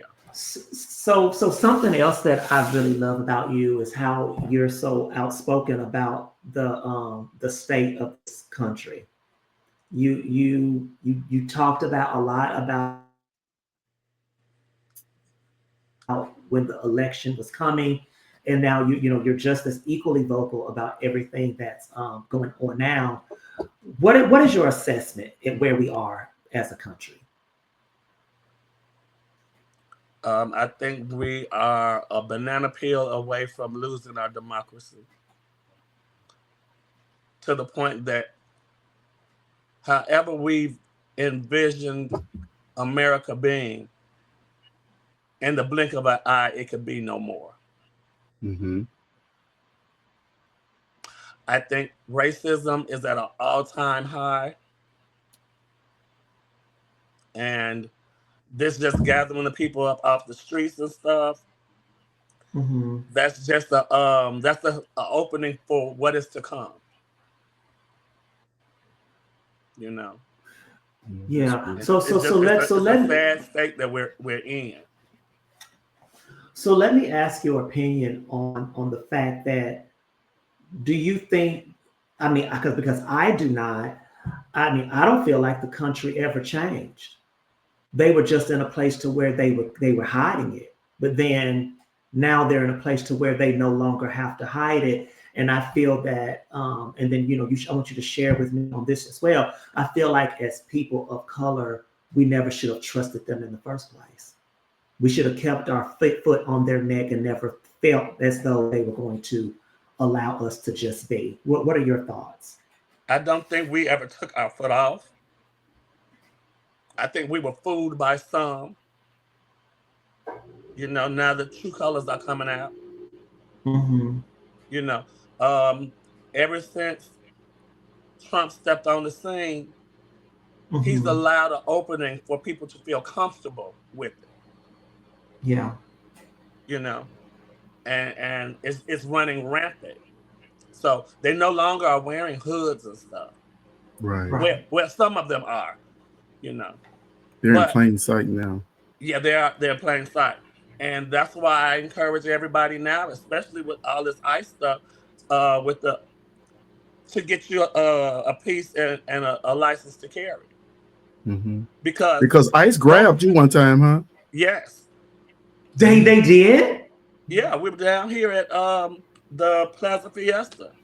And Shut your mouth. In so much disbelief of what I was witnessing. Mm-hmm.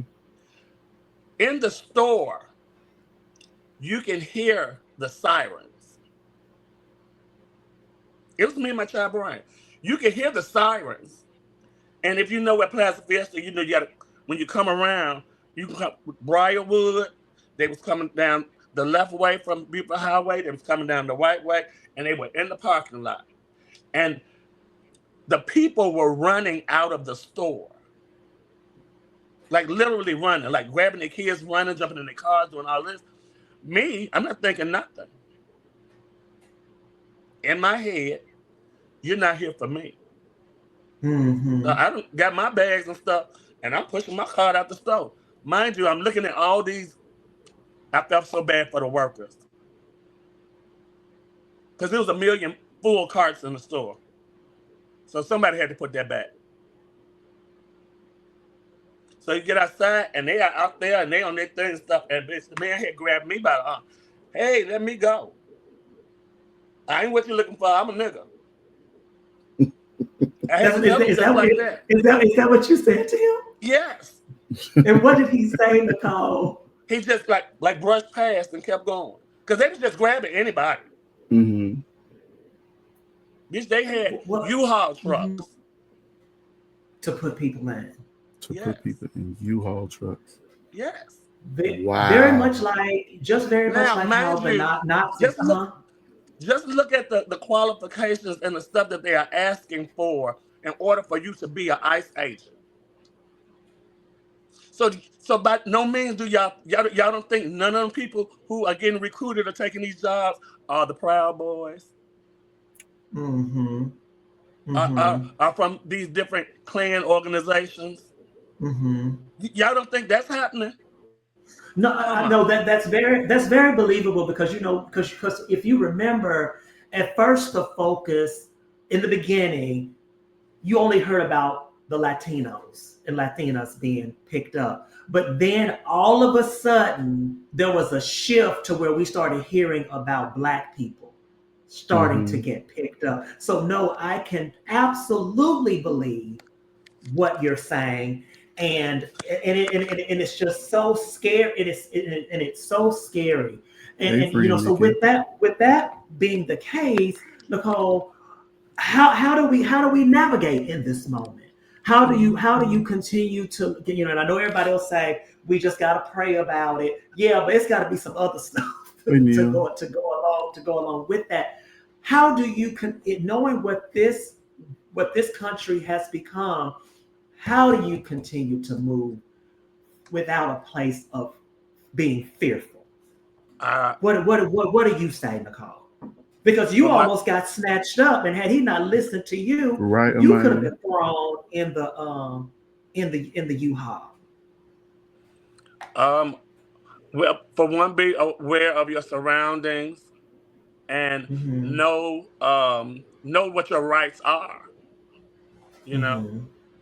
Try your best not to travel around without your identification, because at some points that will probably be the only thing that's going to be able to save you. Hell, I ain't never thought I looked no Hispanic, but maybe it's because my hair was curly. Okay. And Amaya said that's the only time I was in that area. Yeah. Amaya said that's the only time being a nigga help. Yeah, that's how I felt. Yeah. Okay. You look at all the stuff that they're doing now, the way they are trying to provoke violence. Yes. Yeah, they knew what they was doing by cutting off this snap. Area, hey, Kazaya. And don't be no fool. They want us out there. They want us out there bad, baby. They want us out there real, real bad. But I'm so happy that Black folks have been smart and been staying on vacation. Y'all ain't got to come out till it's time to vote for the midterms. You ain't got to march and do nothing. We've been marching too long. This is their fight now. Not saying we don't do our own due diligence and look out for our own communities and our own folks. But don't be out there because that's what you want. Look at the No Kings rally. The millions upon millions of people that were out there marching, and there was no violence. No violence. Not a drop. Had been out there. And they are smart too. What they would do, they would put these pallets out in different areas full of bricks. Just to get the people, if somebody, getting something started up, to get you amped up, waiting for you to throw one brick. So that they can now send in the military. That's why I kept trying to explain it to people. There's a difference between protesting and boycotting. Boycotting is exercising your voice to let them know how you feel, what your resistance is, and what you are against. Boycott is when you hitting their ass where it hurt, in their pockets. Don't And say do it you can't think be we need done. more of that? Huh? And you think we need? Do you? I mean, because I do. Do you believe that we need more of that? The Yeah, boycott. look what they did in 2 days for Jimmy Kimmel. Yeah. No, you're right. And I was outraged by that. Because where was that same effort for Joy Reid? Oh my God. Absolutely. Oh, or Where was Tiffany the outrage for Cross. her? Yes, Naomi, cancel Christmas. I'm telling you. Oh yeah, Yeah. we got enough. We got enough shit. Mhm. We got Let's go enough back to shit. making paper gifts. I cut you some shit out, make you a Y'all don't card. need no more Black Friday TVs. You got a TV in No, every room in your house, including the bathroom. that's it. Mhm. Don't That's do it. no, but and it's a blackout coming up now. Yeah. Is it in? And we Yeah, got to Is it stand in di- this month, Nicole? and I Is it in think if more November? people knew what Black Friday was, they they wouldn't even probably shop wouldn't it. do no shopping on that day. Yeah. They don't know that that was a day meant for the slave auction. That's what Black Yeah. Friday is. Mm-hmm. We got to So get this smarter. week, yeah. So this week, what? Tuesday. We wake up Wednesday. We had some really great results as far as the Democratic Party. We did see some success, and and I think that we had some leadership that showed the Democratic Party what direction they need to go as they move forward. They really campaigned with real messages of substance that just didn't focus on how horrible Trump was, but it focused on what needs to be done for the people. What advice do you give about continuing that momentum and how the community needs to engage itself? I know for me, myself, the next day I sent an email to Hakeem Jeffries' office and said, Mm. "Learn from what happened Tuesday, and y'all keep this moving. Don't go to sleep. You've got to keep this momentum moving between now and through midterm." And I told them, I said, and then with your white colleagues, don't have them sending the Black Caucus out to go to the Black neighborhoods. Tell them to go their damn self and get Mm-hmm. out and get involved and talk to the people Mm-hmm. that are because nobody can.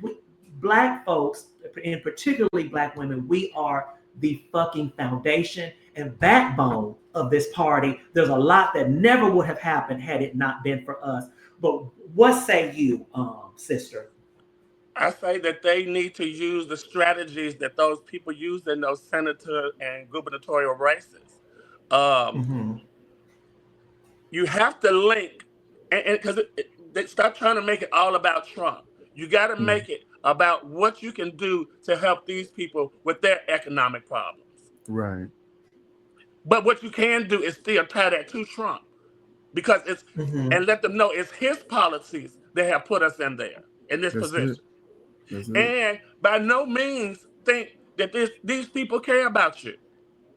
They Child. get on television every day and tell the same lie over and over and over to the point that they believe it. And they give you a whole bunch of talking points. Y'all Yeah. not gonna keep telling me it's no democratic shutdown. We're not in charge of nothing, baby. Not a damn thing. We're not in charge of nothing. And the president don't even want to get in the same room with the folks to even have a discussion about it. Mm-hmm. So no, he don't Mm-hmm. care. He just shut down 2 court rulings to release the SNAP funds, and he won't do that.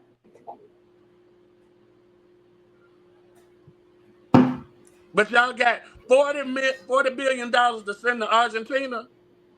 $40 billion can cover SNAP for the next 5 years. Sure can. And we've been told You, Argentina not to cry for you us. got Now we us need pay them to cry for a for us. $350 million ballroom that we got to pay for. I'm telling Yeah. you. You know, Girl, listen. and then Absolutely. you got All a of those plane things. that you're not even supposed to have, Mm-hmm. that you want to get decked out, that we got to pay for, that you get to keep when you leave. Wow. You know, so all of this, and my biggest problem of all for every situation when it comes to the United States, don't ever tell me y'all don't have the money for it. You can't never tell me that. Mm-hmm. Because every time it's a war or something, y'all find the money for that. Yeah. Mm-hmm. You move and you allocate funds around for whatever you want to do it for. And they need to keep reminding folks that y'all keep talking about, oh, the job loss and all of that. And no, it have been major job loss. Just think of what he cut in Doge alone. Right. But The majority he of Black himself kept women and spending money. professionals work in the federal field. Right. But then, but cutting all those jobs for waste, fraud, and abuse. But look at all this money you spending with all the stuff that you getting out to do. Yeah, because I think the So ballroom obviously is you the don't waste. care. Oh, Exactly. yeah, I got my shots, baby. And I know we don't want to make this whole thing about politics, but I do want to ask you. Yeah. Go ahead. I want to ask you in particularly though about y'all's good girlfriend up there who's claiming she's had a change of heart. Oh, bleach blonde, bad butch body. Now she acting like she. Now she want to act Me like too, Lala. She got some sense. I believe that she still wants to seek political office. Mm-hmm.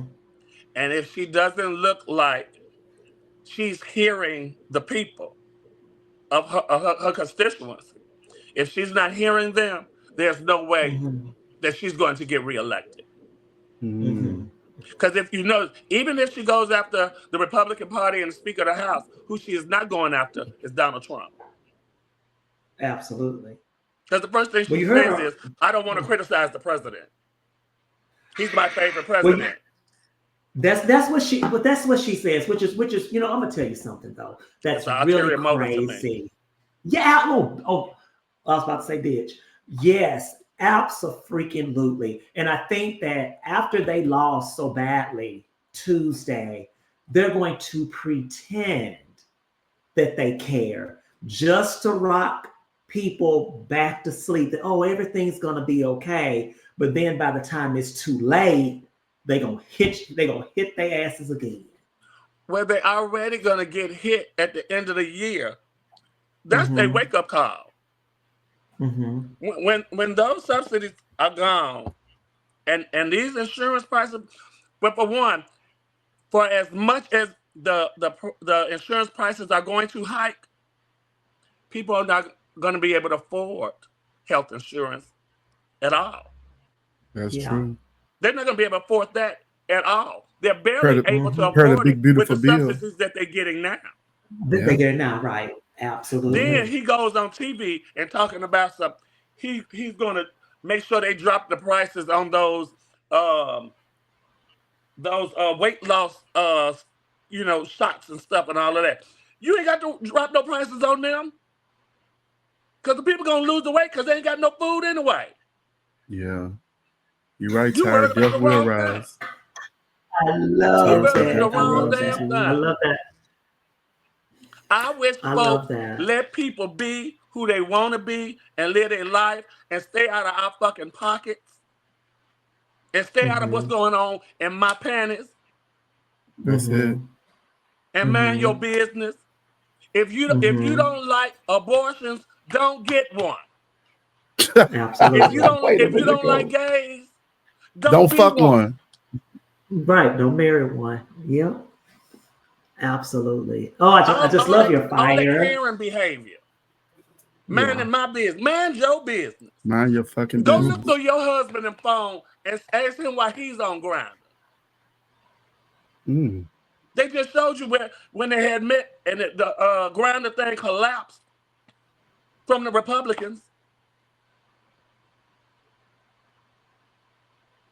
And it's such an important thing that you always hear people say, get off people's backs. Everybody isn't into politics, but what they don't realize is that everything about your life is involved in politics.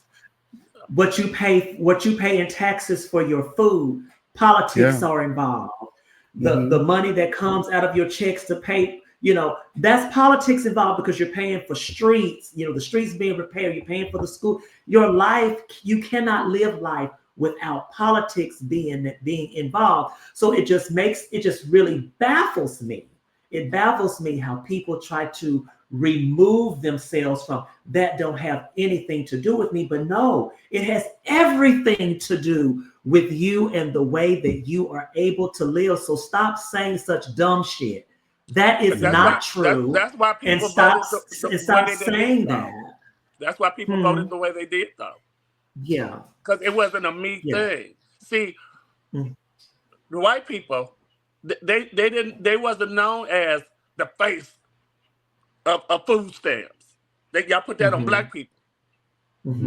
Black people only make up 13% of folks who are on public assistance. There you go. 72% of white people make it up. So, and all the red states where he ain't sent in the military and all that, all of them that voted for him, all of them the ones crying now. Right. All of them the ones crying. That's crying. Oh, right. no, it's okay. Pick yourself up by the bootstraps.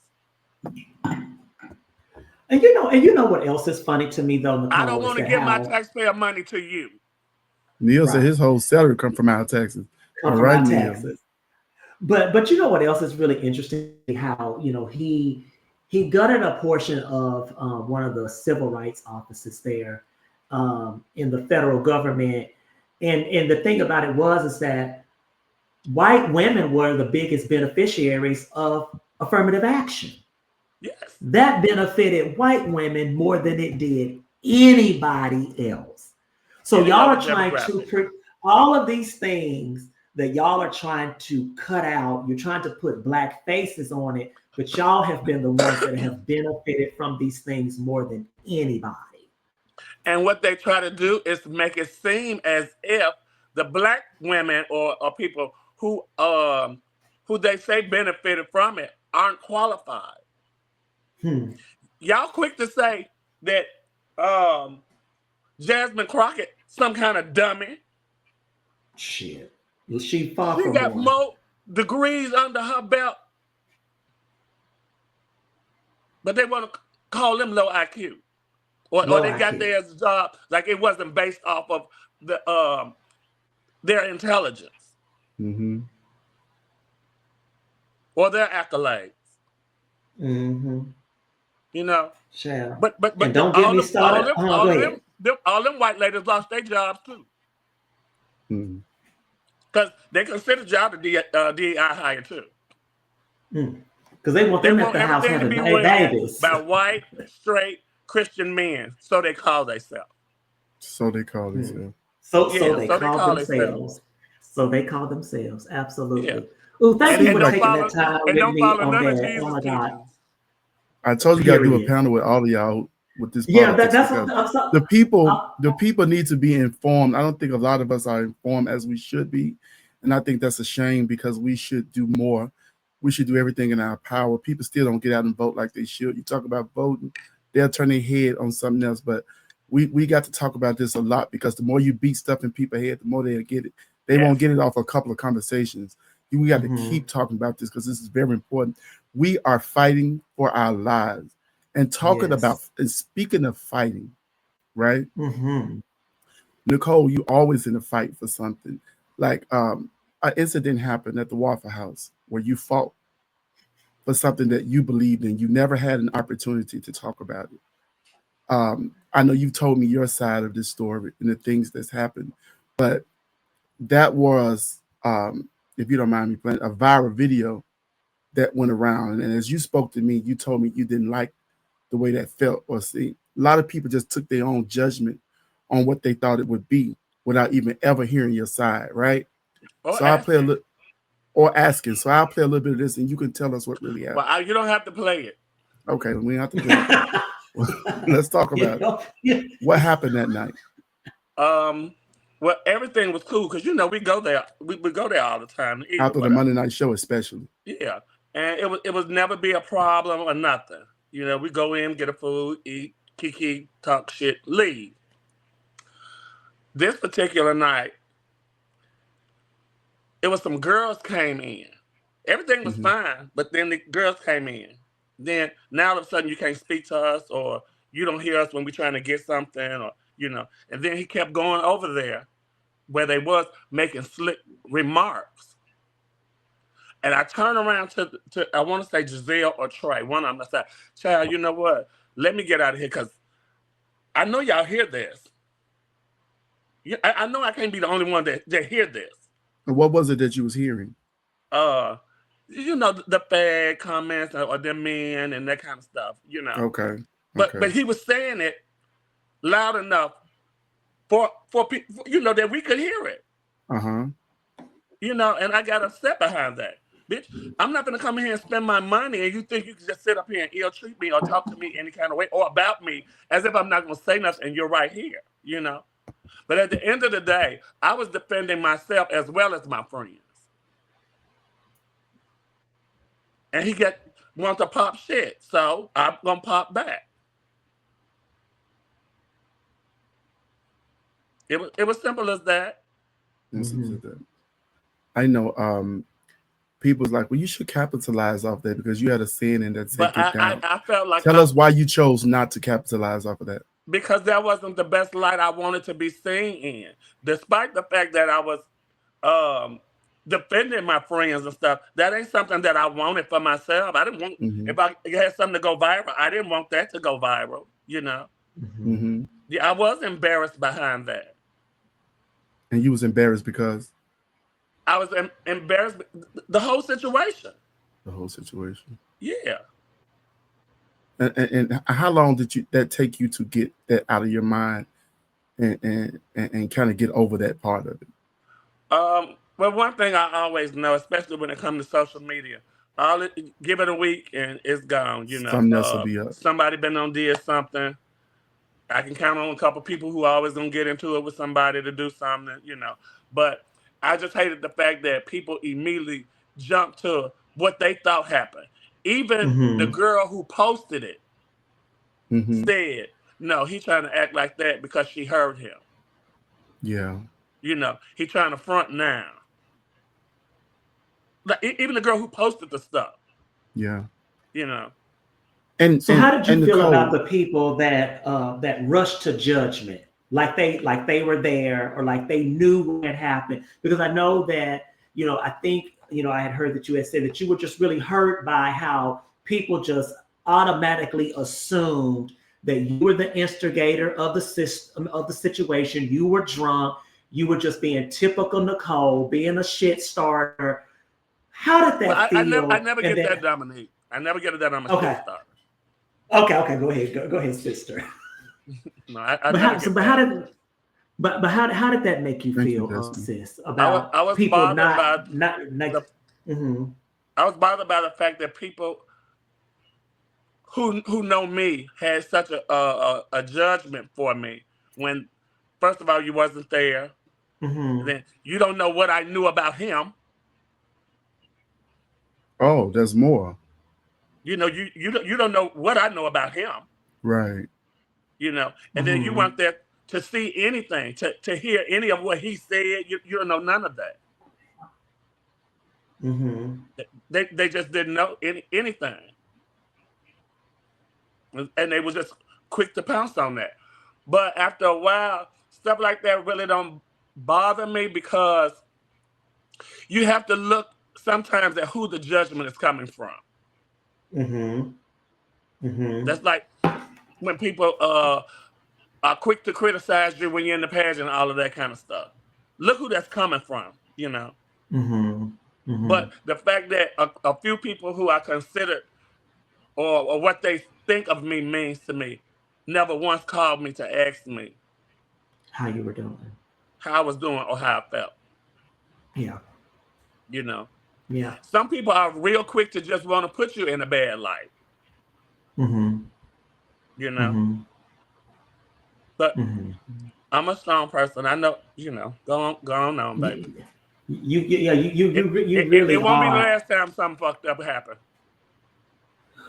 So do you think that in times like this, the community is not really a community. When you really need them, they're not really the support that they should be in these moments. Because I know the summer months, oh, we holding hands. You know, Trent laughs at me for saying this, but you know, we playing sister sledge. We are family. We holding hands, and it's all of this unity. But I just see that sometimes outside of those months, I just feel like it's a facade. Oh, I think it's a facade all the time. Okay. And one thing I discovered, and I just know this to be true, Trent, Mm-hmm. you can kind of be a witness to me for me on this. I don't receive the same support I give out. I try my best to support everybody, but I don't feel like I Mm-hmm. get that in return. Mm-hmm. It's And why not a do you? show that go on in this city No, you do support now. that I go see the children and support them and tip them and do all of that. Those people I don't see come to see me on no show. All the people who be saying, "Oh, support my business and do all of that," and I donate or I go by and do all of that. I don't see them people at my business. The show is my business, Mm. you know. Mm-hmm. Some folks I stand up for all the time wouldn't dare give me the same support in return. Mm. But Why do you think that is? because some people probably just don't know how to show the same support, or I don't mean nothing to them, Mm. Mm. and you have to Mm. take that for what that is. But what does that feel like though?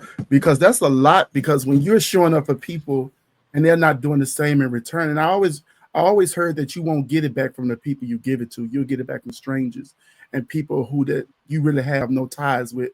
Those will be the people that lead you somewhere else and support you in ways that you never knew before. Do you realize that sometimes, or do you even understand it to this magnitude, that sometimes when you show up for people, that's just what it is. You're showing up for people. You And you can't have to expect to get it back from them. It'll come from somewhere else. let that be that, and you have to realize that you don't let people change who you are as a person. Yeah, yeah. Mm-hmm. The love that I have in my heart that I give out, Hmm. I'll never Mm-hmm. get that back. Who is Mm-hmm. Necole? But I know I give out a lot of love to folks and Hmm. support and stuff.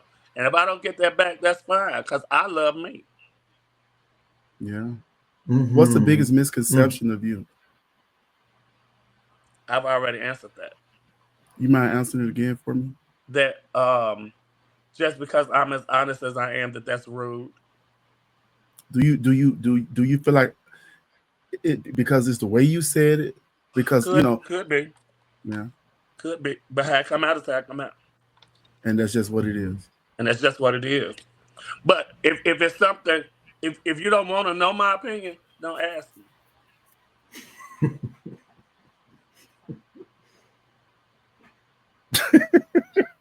I mean, it's Listen. simple as that. Yeah.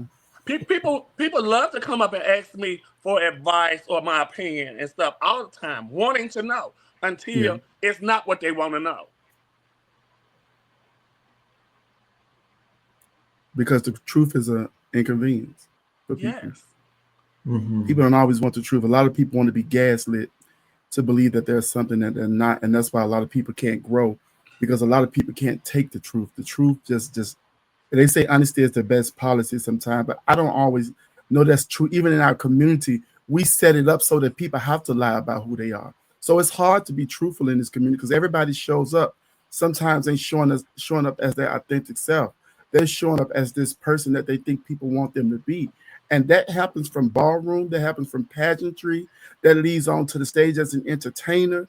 You know, it, it it it makes you not show up 100% because we feel like that if we're not perfect for the people, then the people won't love us as much. but Do you believe that? you can't be consumed in what people think. But that's what it's about. For some people, Because when we get on stage, we're asking people to judge us. We're asking people to like us. We're asking people to come bring us $1, right? I read a book everybody's one not time. gonna like what you do. I know, and that's what people don't get. And I read a book one time about people wanting to feel important. One of the biggest things that people want to do is feel important. I don't care who you are.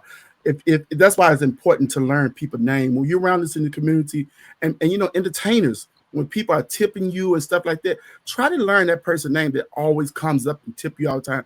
And if sometimes you go around to them and say, "Hey Trent, thank you so much for tipping me. I realize when I see you at the shows all the time, you always tip me." That goes a long way with people. The theme song from Cheers said, "I want to go where everybody knows my name." It feels good to go somewhere where somebody knows your name. That's why this community is always in arms, trying to show something that they do. Oh, I bake cakes. Oh, I do this. Oh, I do makeup. Oh, I do hair. I do this because we want to be known for something. Everybody do want to be loved Yes. or appreciated or acknowledged. Yes. But a lot of that comes from within. You have to give yourself that. You know, you always not gonna please the audience. Sometimes it be about pleasing yourself. Yeah. And when you get to a certain age, sometimes you really just don't give a damn what people think. Right. So, sometimes you can't do that song that's the popular song. You have to do that old school song that you feel.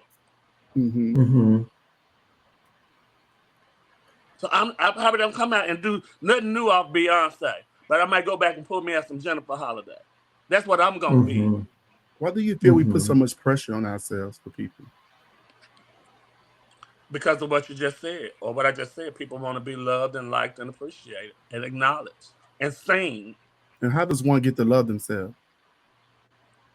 Well, it's called self-respect or self-esteem. It's something that you give to self. You have to give it to self. I don't know how to make somebody do that. But I love me. Bitch, I go out to the club or go somewhere. I think I'm the best dressed hoe there. And here, you do put your things on. Look, use this purse because that's gonna look better with what you got. Yeah, you do put your things on there. I got to say that about you. I just wear what I have in my closet, baby. No, you don't. You were. That's very intentional. It's intentional, baby. You put your things. I wear what's in there. How did you get into fashion and putting clothes together like that? Where does that come from? Well, I always admired the way my parents dressed. Always admired that. But growing up and even during the beginning of my trend, it's a very good story for you. I was, I don't know if you knew like Jonathan and Angie and Rashad and all of that, but I used to hang with them boys all the time. That was my crew. I ran with boys. Okay. And I would always dress in like whatever the latest urban street gear was. I would have on that. So I would have on the dope shit then. I would just have on, like the Timbs or the Air Force Ones or, I would always have that on. So it was one year, early on, I don't know who year it was, but we were going to Universe. And me, Rashad, Angie, and Jonathan, we all had got these overalls and we had us some new Timbs and all of this stuff on. And we are leaving from Naisha's house. Because we had to go over there for something. We are leaving from, no, they were coming to pick me up. And bitch, as we leaving out, Natalia comes up. But Natalia wasn't Natalia then. Okay. And she was like, well, y'all going to the pageant? And we was like, yeah. And she was like, oh, baby, you're not going to no pageant like that. No, you walk around here like, you're not going to no pageant like that. And bitch, Miss Natalia beat my ass. Because of the overalls? Yes. Natalia drugged me all through the grass. She whooped my ass from Naisha's apartment to the front, all the way back to the apartment. What? Yes, she did. She said, now you can go, but I know you still ain't gonna go like that. But this is what I tell people about when you have criticisms or critiques and all of that for somebody, give them an answer to it too. So if you're gonna tell everybody what's wrong with something, show them or either assist them in fixing it. The next day, Mm. there were about 15 to 20 bags showed up to the house for me. Natalia sent it. Yes. Wow. There were a ton of outfits, a ton of dresses, ton of shoes, everything. Bags, everything. She gave an answer to that solution, and also that was her way of apologizing for fighting me. Was that your first and only ass whooping? Yeah, that was the last one I ever remember getting. Oh my gosh, I love that's a great story, Necole. That Now, was a Necole, great story. that is a great story. With so much under your belt, right? Because you're like a champion of sorts when it comes to like this pageantry world. You probably got every trophy and every crown that there is, almost, right? Been in the game for about 30 years or more, whatever. What makes you still want to compete? Because I understand that you're gearing up to compete. You can tell if you want to tell us where you're going, but what makes you still have the desire to want to compete? Okay, well, it is my plan to compete in Queen in December. Um, I wanted to do it because the last few times that I've won something, it's always been a problem. Mm-hmm. You know, like at Duval, we ran out of time. You know, Mm-hmm. Sweethearts run out of time, and then it's always this question mark over your reign, and that support level, I haven't got that either. You know, when I was Miss Black America, there was a whole breakdown with the board after I won. Mm. Then what's his name died, and Benny had kind of checked out. Right. And like I said, with all the board stuff, that a lot of them left. They was going to start North America, and so Yeah. I didn't have that. And when you don't have that support and encouragement from the top, you know. Yeah. Mm-hmm. And so the last few that I've won like that, it's been something. And I want to have Mm-hmm. my last hurrah. I want to, Yeah. be encouraged and be inspired to really do it and to show an old girl can still do it. Mm-hmm. Mm-hmm. And so that's what's making me come out of and wanting to do it. Okay. The highlight of Queen last year were the two older girls battling it out. Yes, it was. Baby, listen, Yes, that's Necole. That's where the pageant was between Fuddy and Miss Terry. Terry and Fox. Yeah, well, They They gave us a show. were. I want to take it old school too. Oh yeah. Yeah. Old school always worked though. Yeah. It always worked. Can I ask you a quick question? You are magnificent at your acting talents. Does that come from your theater background? I mean, because I'm talking about it's you just can't imagine you not have ever played that role on screen because you be so good in those roles. Where did that come from? Because I wasn't a dancer. Because So you had to hone in on what you was something else. Yeah, I was good at lip syncing and being dramatic. Yeah. That was easy. That came easy to do. So brilliant. And like I say, I always tried to stay in my line. And the one time I did dance for the pageant, I did lose talent by 2 points. When was this? At Gay US Survey. Oh wow. I had did the Whitney Houston talent. Oh yeah. Okay. Yeah. God bless the dead, that damn Sugar Bear. He the one made you dance. Was that the same talent you took to lose by 2 points? Oh. Okay. and this is something that's true. I was on whenever I had decided I was going to go to Queen. When I talked with Sugar and stuff, he was going to be the person to do my talent because it was this whole big thing. One time I had did I had to do the Continental Tips. Yeah. And so I had to say, all right, now don't pay them dancers until after your talent in case you got a doc. Right. So there's a whole big hoopla behind all of that. And Sugar was like, nah, because you rented the service, anything can happen. I was like, because you was the reason I lost. So we went back and forth, and he was saying all that. Until we got back home, I had to go and bring him the score sheets so that he could see that it was him.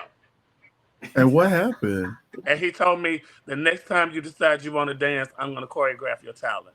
And I said, good, because you're going to enjoy it, because I'll do Aaliyah. Okay. Oh, wow. Was it the talent you had did at All American Goddess? No. This was $1 Million Bill at Oh, you did USA. $1 Million Bill. Yeah, that's when I got first round up to Jenna Sky. Yeah. Yeah, I remember that. With Would you ever go back to USFA? No, I don't have a desire to at this moment. Because to me, it wouldn't be the same as it was with Jerry. And I wanted to be Miss Gay USFA because of Jerry Bird. Oh, you want to be one of Jerry girls? He treated me like I was his queen already. Already. I would get to the pageant. Jerry had my money for me for the week and my tickets. I love that. And we would have a good time, baby.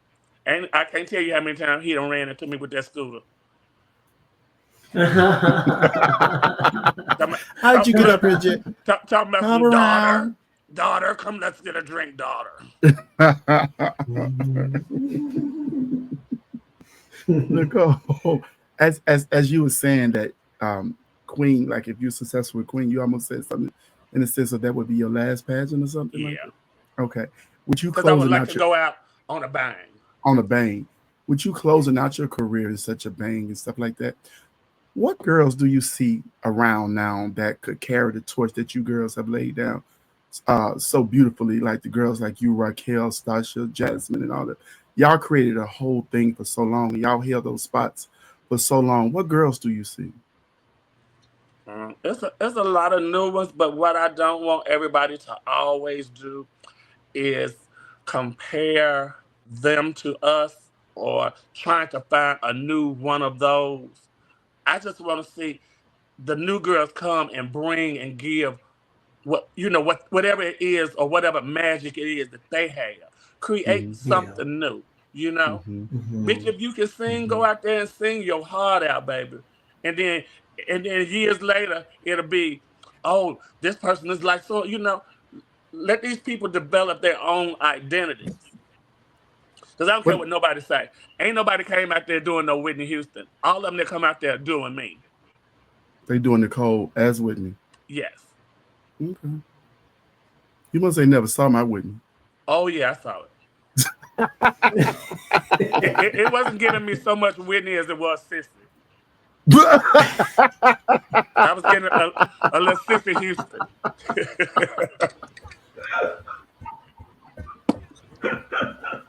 Oh my God! Oh my God! Yes, it was. So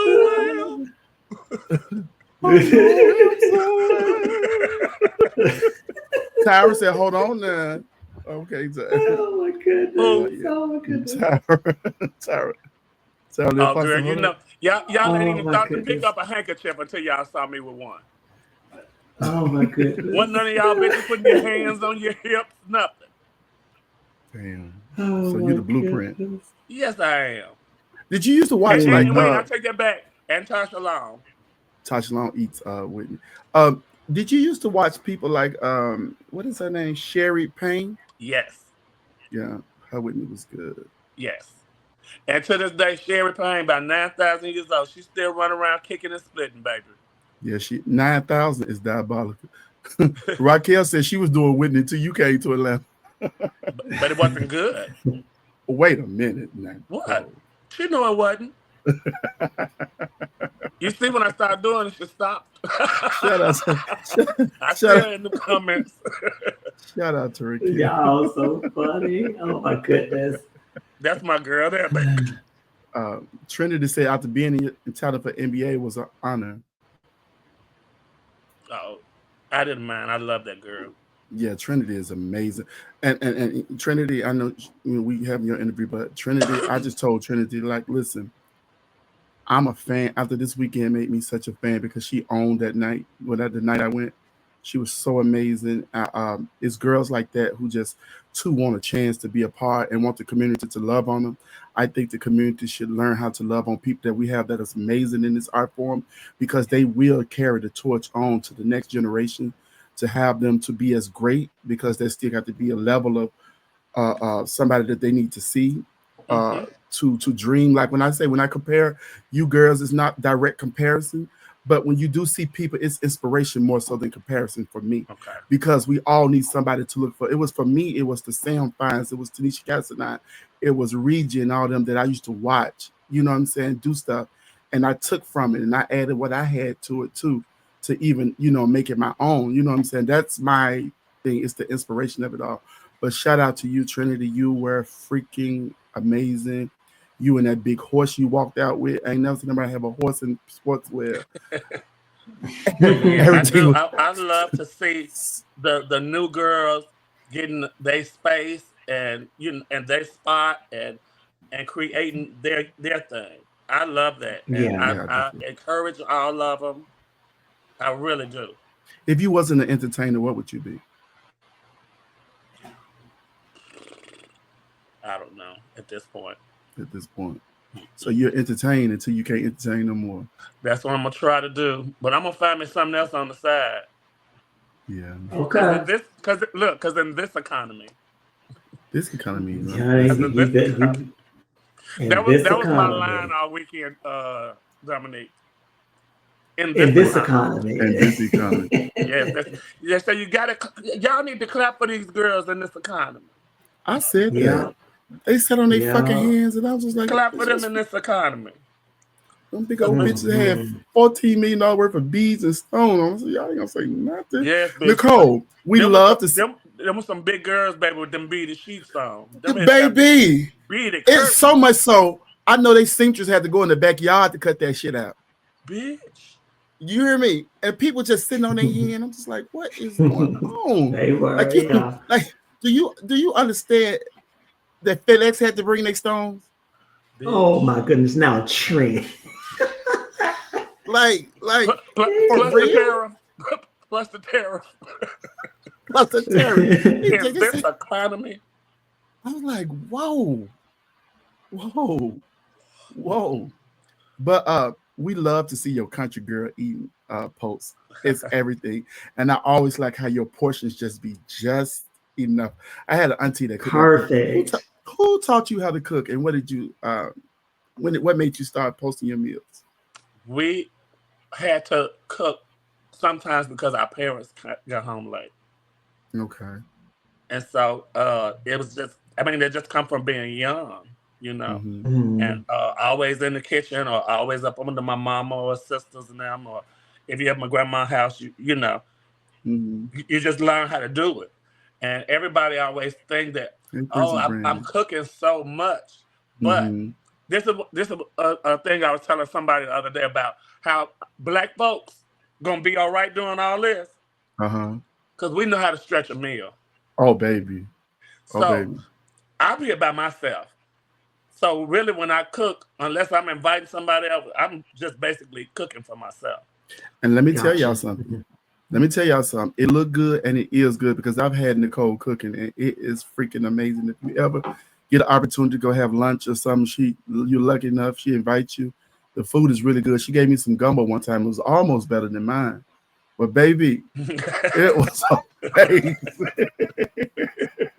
But what I do, Trent, when I go shopping, I'll buy like a family pack of pork chops. Okay. Hmm. Knowing it's just me, I'm gonna break that down Mhm. in the Ziploc bags, 2 in each bag. That's all I need for me. I can get a boiler bag of rice and a vegetable. My best. That's enough for me. Somebody, somebody wanted me to ask you when were you gonna make your world famous tuna fish? That must have been Corey. It was. Yeah. Oh Okay. my God! It I'll was. tell y'all what happened one time.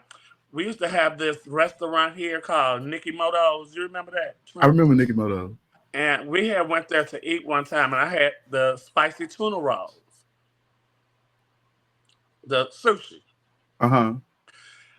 That next morning, I woke up, and from here all the way down my neck, and from here all the way down, I was burnt.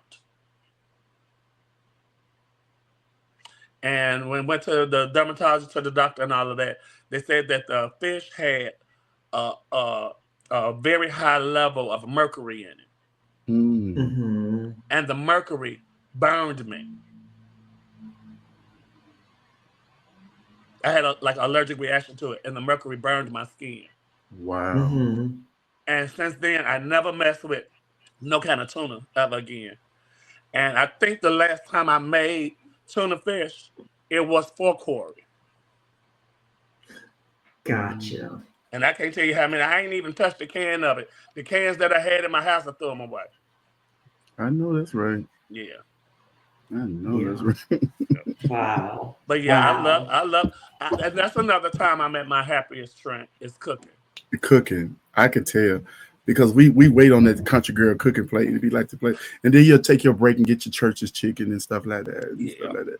That's really good. So, do you think that, Necole, that maybe if you were an entertainer, you could possibly get into cooking, get into catering, or I thought something about like at that? one point going to culinary school, but I don't think I have the patience for it. And I'm Mm-hmm. not trying to cook for the masses. Okay, gotcha. I just cook. It's enough of that. You know they say when you can't sell pussy no more, you start selling plates. Hey, Tania. Okay. And especially the fish. Hey, Jada. Oh my goodness. You told me a story Oh, about you and Tiffany Ariagas at Continental, the conversation y'all had. Did you want to talk about that? No, I would like to keep that to myself. Oh, you told me you was going to talk about that. What about Nikki Bonet? So Nikki Bonet and I used to go together.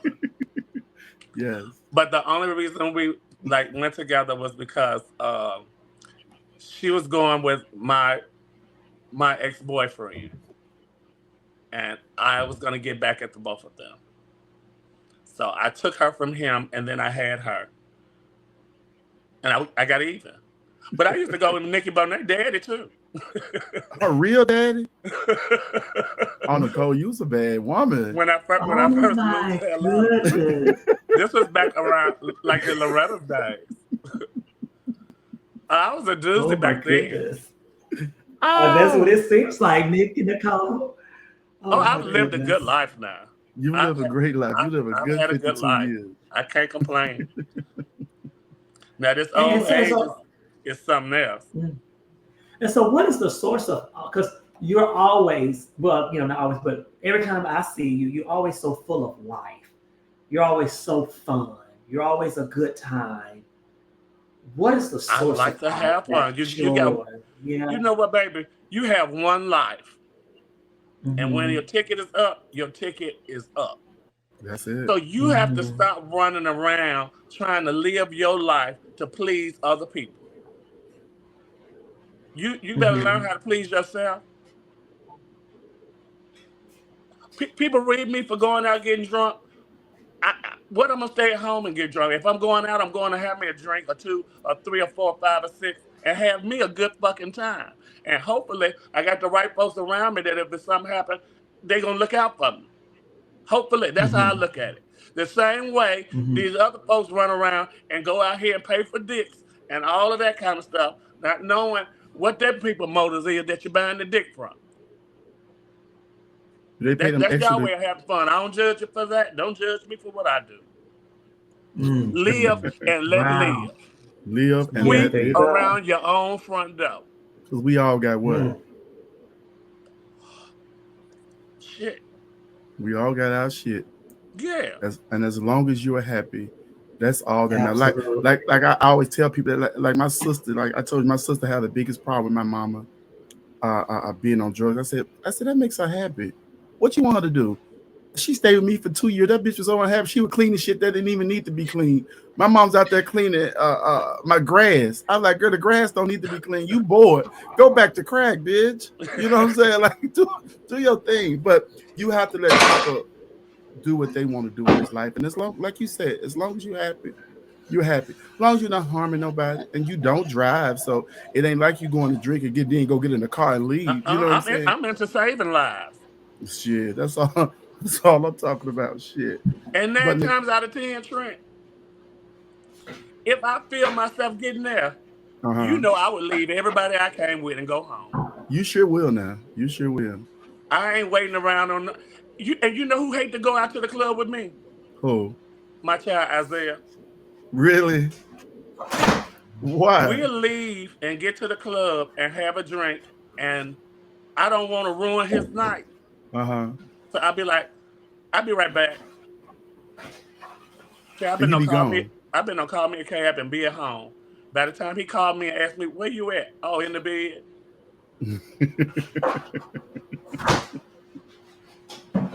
Oh, listen. And let me tell you something. The community love you too, because you one person can ask anybody for a ride. Like, come on, Necole, let's go. They be ready. It don't be far though. No, they don't. You don't stay far from the place. You don't. I don't stay far. That's why I don't never want to move from right here. Because everywhere I need to go is right here. You got everything where you need it. Your job is what? Across the street. Yep, I walk to work. Wow, that's awesome.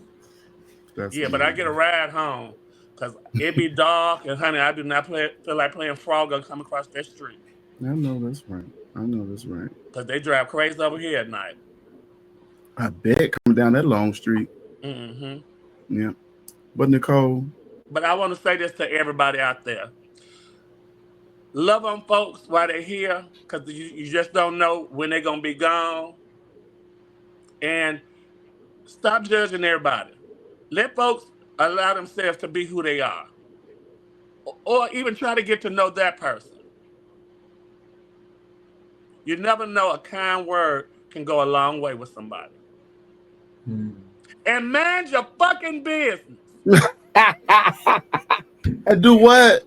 Mind your fucking business sometimes. Yeah. Everybody don't want a response or a quote or nothing. Yeah. And to all of you young queens and male entertainers out there, be mindful. Don't let your feelings get so hurt when folks have stuff to say. You have to look at who's saying it sometimes.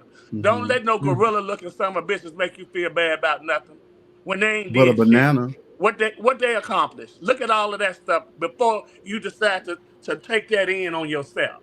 Yeah. A bitch can't tell me nothing about a gown when you ain't never worn one. Come on now. Come on now. Come on now. Don't tell me about no talent and you ain't never had one.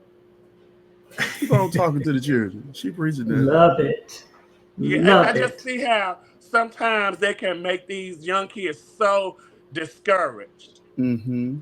And they have folks walking around with problems. That's another way that them kids can't build and develop no self-love or respect because you got bitches tearing them down. Yeah. You know, if you gonna give a bitch advice, give her a solution too. If you gonna find a problem with what she doing, but y'all let the weirdest motherfuckers, and I mean the weirdest motherfuckers, tell y'all and give y'all advice on what y'all supposed to be doing. And they sitting there running around with Gucci shoes on and got no closet to put them in, lined up on somebody else's floor. Watch who you getting advice from. Oh, you talking now, Necole. She really talking. Babe, you got the flow. Keep going. I'm just saying, I just want to pass that on to them kids.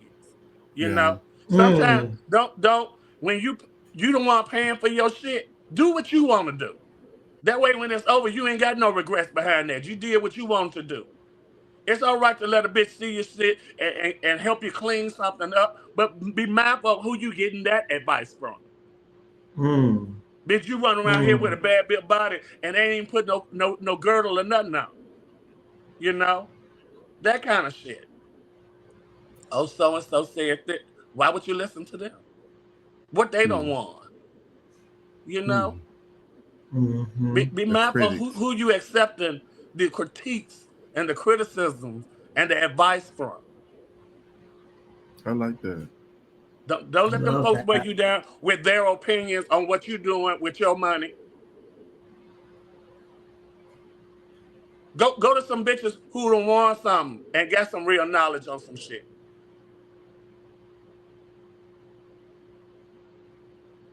Because to be honest, look at some of the hoes who be around here passing out advice or giving the worst criticism or judging the most. And got these young ass kids running around here feeling bad. Don't be scared to take no risk. Bitch, they ain't always bought that shit I put on. But you got to take risks. And I took so many of them that they start buying me for the shit. So now they do say, oh, y'all wouldn't say nothing if Necole was winning. You're not Necole. You ain't took enough risk yet. I like that. You ain't took enough risk. You ain't took enough risk to be you. And the bigger the risk, the bigger the reward. Yeah. And the only risk you have in life, the only regrets in life you have are the risks you don't take. There you go. That was great. You'll regret not risking it. You'll always be sitting up wondering what if. Ooh, it's all them in the pageant. I'm just a newcomer. Well, bitch, it ain't guaranteed for them. A bitch zipper could pop, her wig can come off, her dancers could fuck up, and now you in the lead. And you don't want it. You talking now. Stop staying on that level, because when people start treating you or keeping you on that level, you ain't got nobody to blame for that but yourself. Yeah.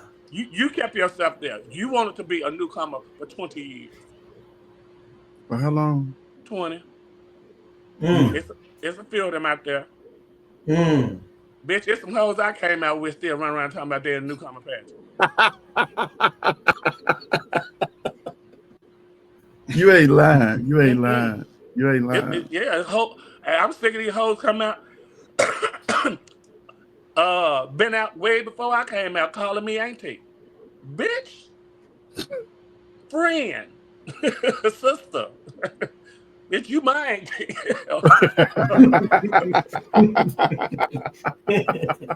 All that motherfucking auntie shit. They done lost track of time, Necole. They say that auntie shit when they don't want to have. Right. But you're having your uncles. Listen, and your daddy.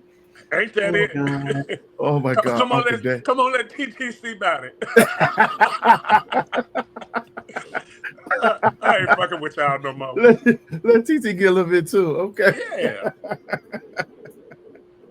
You have said a word tonight, Necole. I can sit here and talk to you for 4 hours. You hear me? This is so funny. Thank you so much for freeing up this time for us.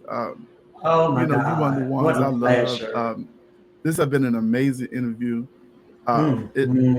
You're so real, you're so honest, you're so authentic, and you're just Necole. And you've been that way since I met you. Like I said, when I had my incident a long time ago, you were just like, leave that fucking boy alone. You know what I'm saying? Type thing. You know what I'm saying? Because one thing you understand is people have emotions, and people, you go through things, you have real moments, and I appreciate that from you. You know what I'm saying? That's why I always show you so much love, because you didn't have to say nothing on my behalf, in my regards, so I always appreciate that. If I've never told you, I'm telling you now. That's why I fuck with you the long way. I really do. And like when I touched you Friday night, I said, Necole, you look down at me like, you touching me.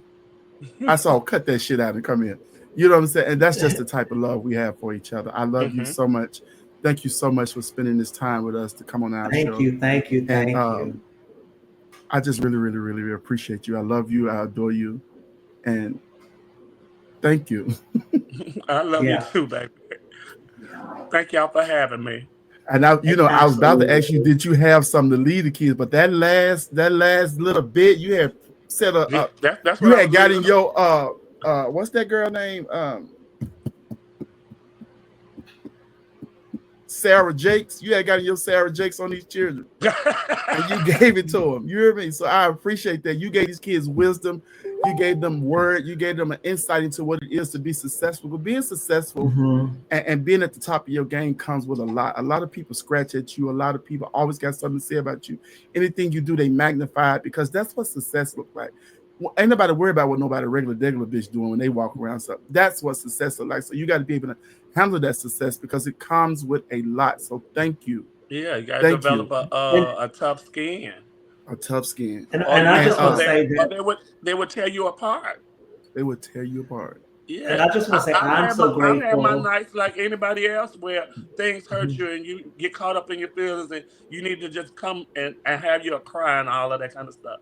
Yeah, everybody is subject to that. Yeah. You Yeah. know, I just hate to see when one thing happen and it's a million people pounce on them and nobody allow grace. Right. We need grace. We don't have enough grace in this community. We don't have enough grace. We hold people to the fire too long. And then once somebody gone, we like, oh, we should have did. You can't do nothing when they gone. You don't know where they gone. We keep talking about where we going. We don't know where we going. Like you Hmm. said, you got to live this life and live this one good. And they tell me that if you live this one good enough, once is enough.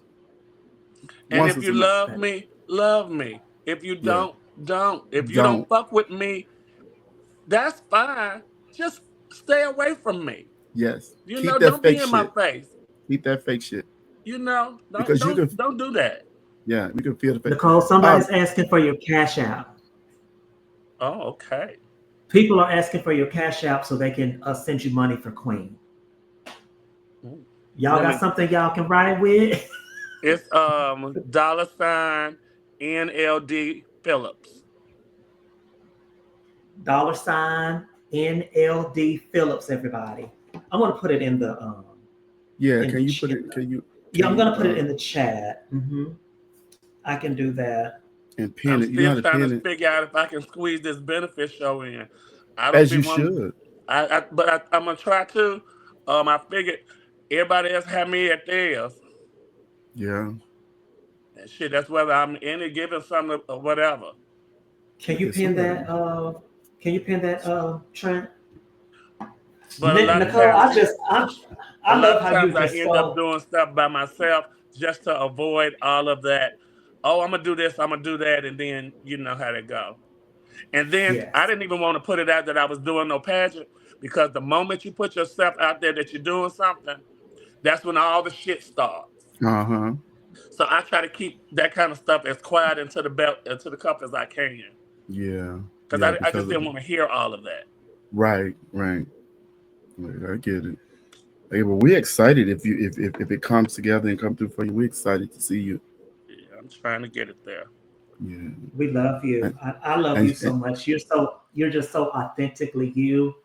And that's why I fell in love with you. And that's why, child, listen, I'll ride for you anytime that I can because I know you do. you're the We've type had of us some times. you're the type of person we need in this world. And I wish there were, I mean, of course, there's only one you, but I just wish that the world had more people that were like you. I think it would be such a better place. Well, thank you, and that means so much to me. It really, really does. And thank you all once again for having me here with you tonight. And, and Thank bless y'all out there. you. bless y'all out there and screenshot this cash app so y'all can help her along the way. No amount is too small. So get the sending, okay? We love y'all for free. Thank you so much for stopping by. Necole, thank you again. Thank you, Dominique, for taking your Thursday too and doing Thank this you, Charles. with yes, Charles. I was laughing at that because my mama called me that shit. My mama called me. They said, "Can you send me an Instacart?" I said, "Girl, I'm not working." She said, "Yeah, but can you send it to me? I'll call you tomorrow and tell you what to send it." I said, "Okay, all right, all right, Charles. All right, Charles will do it." But anyway, I love y'all. Talk to y'all later. Right? Bye bye. Thank Have a y'all good so much Okay. for week. tuning in and watching us. Thank you, y'all. We got some more great interviews coming up with great entertainers and great people that got amazing stories. Somebody said, "Run Drake." Run Drake already sent his money. Get that cash up to ringing, baby. Got a pageant to win, baby. Ching ching. Ching ching. Listen, screenshot this and so you can have her cash up. But thank y'all again for tuning in. Thank people like Thank all you. of y'all that watches us and always stand for us. I know Diamond, she support everybody, and I just really love it. Raquel, I always see Raquel in the uh, Raquel is always in here. yes, thank you so much. This means a lot because we enjoy doing this, and we enjoy having these conversations because we also learn something as we go when we're talking to everybody and stuff. So thank you so much, y'all. Talk to you Thank later. you. Love Bye-bye. you. Good night.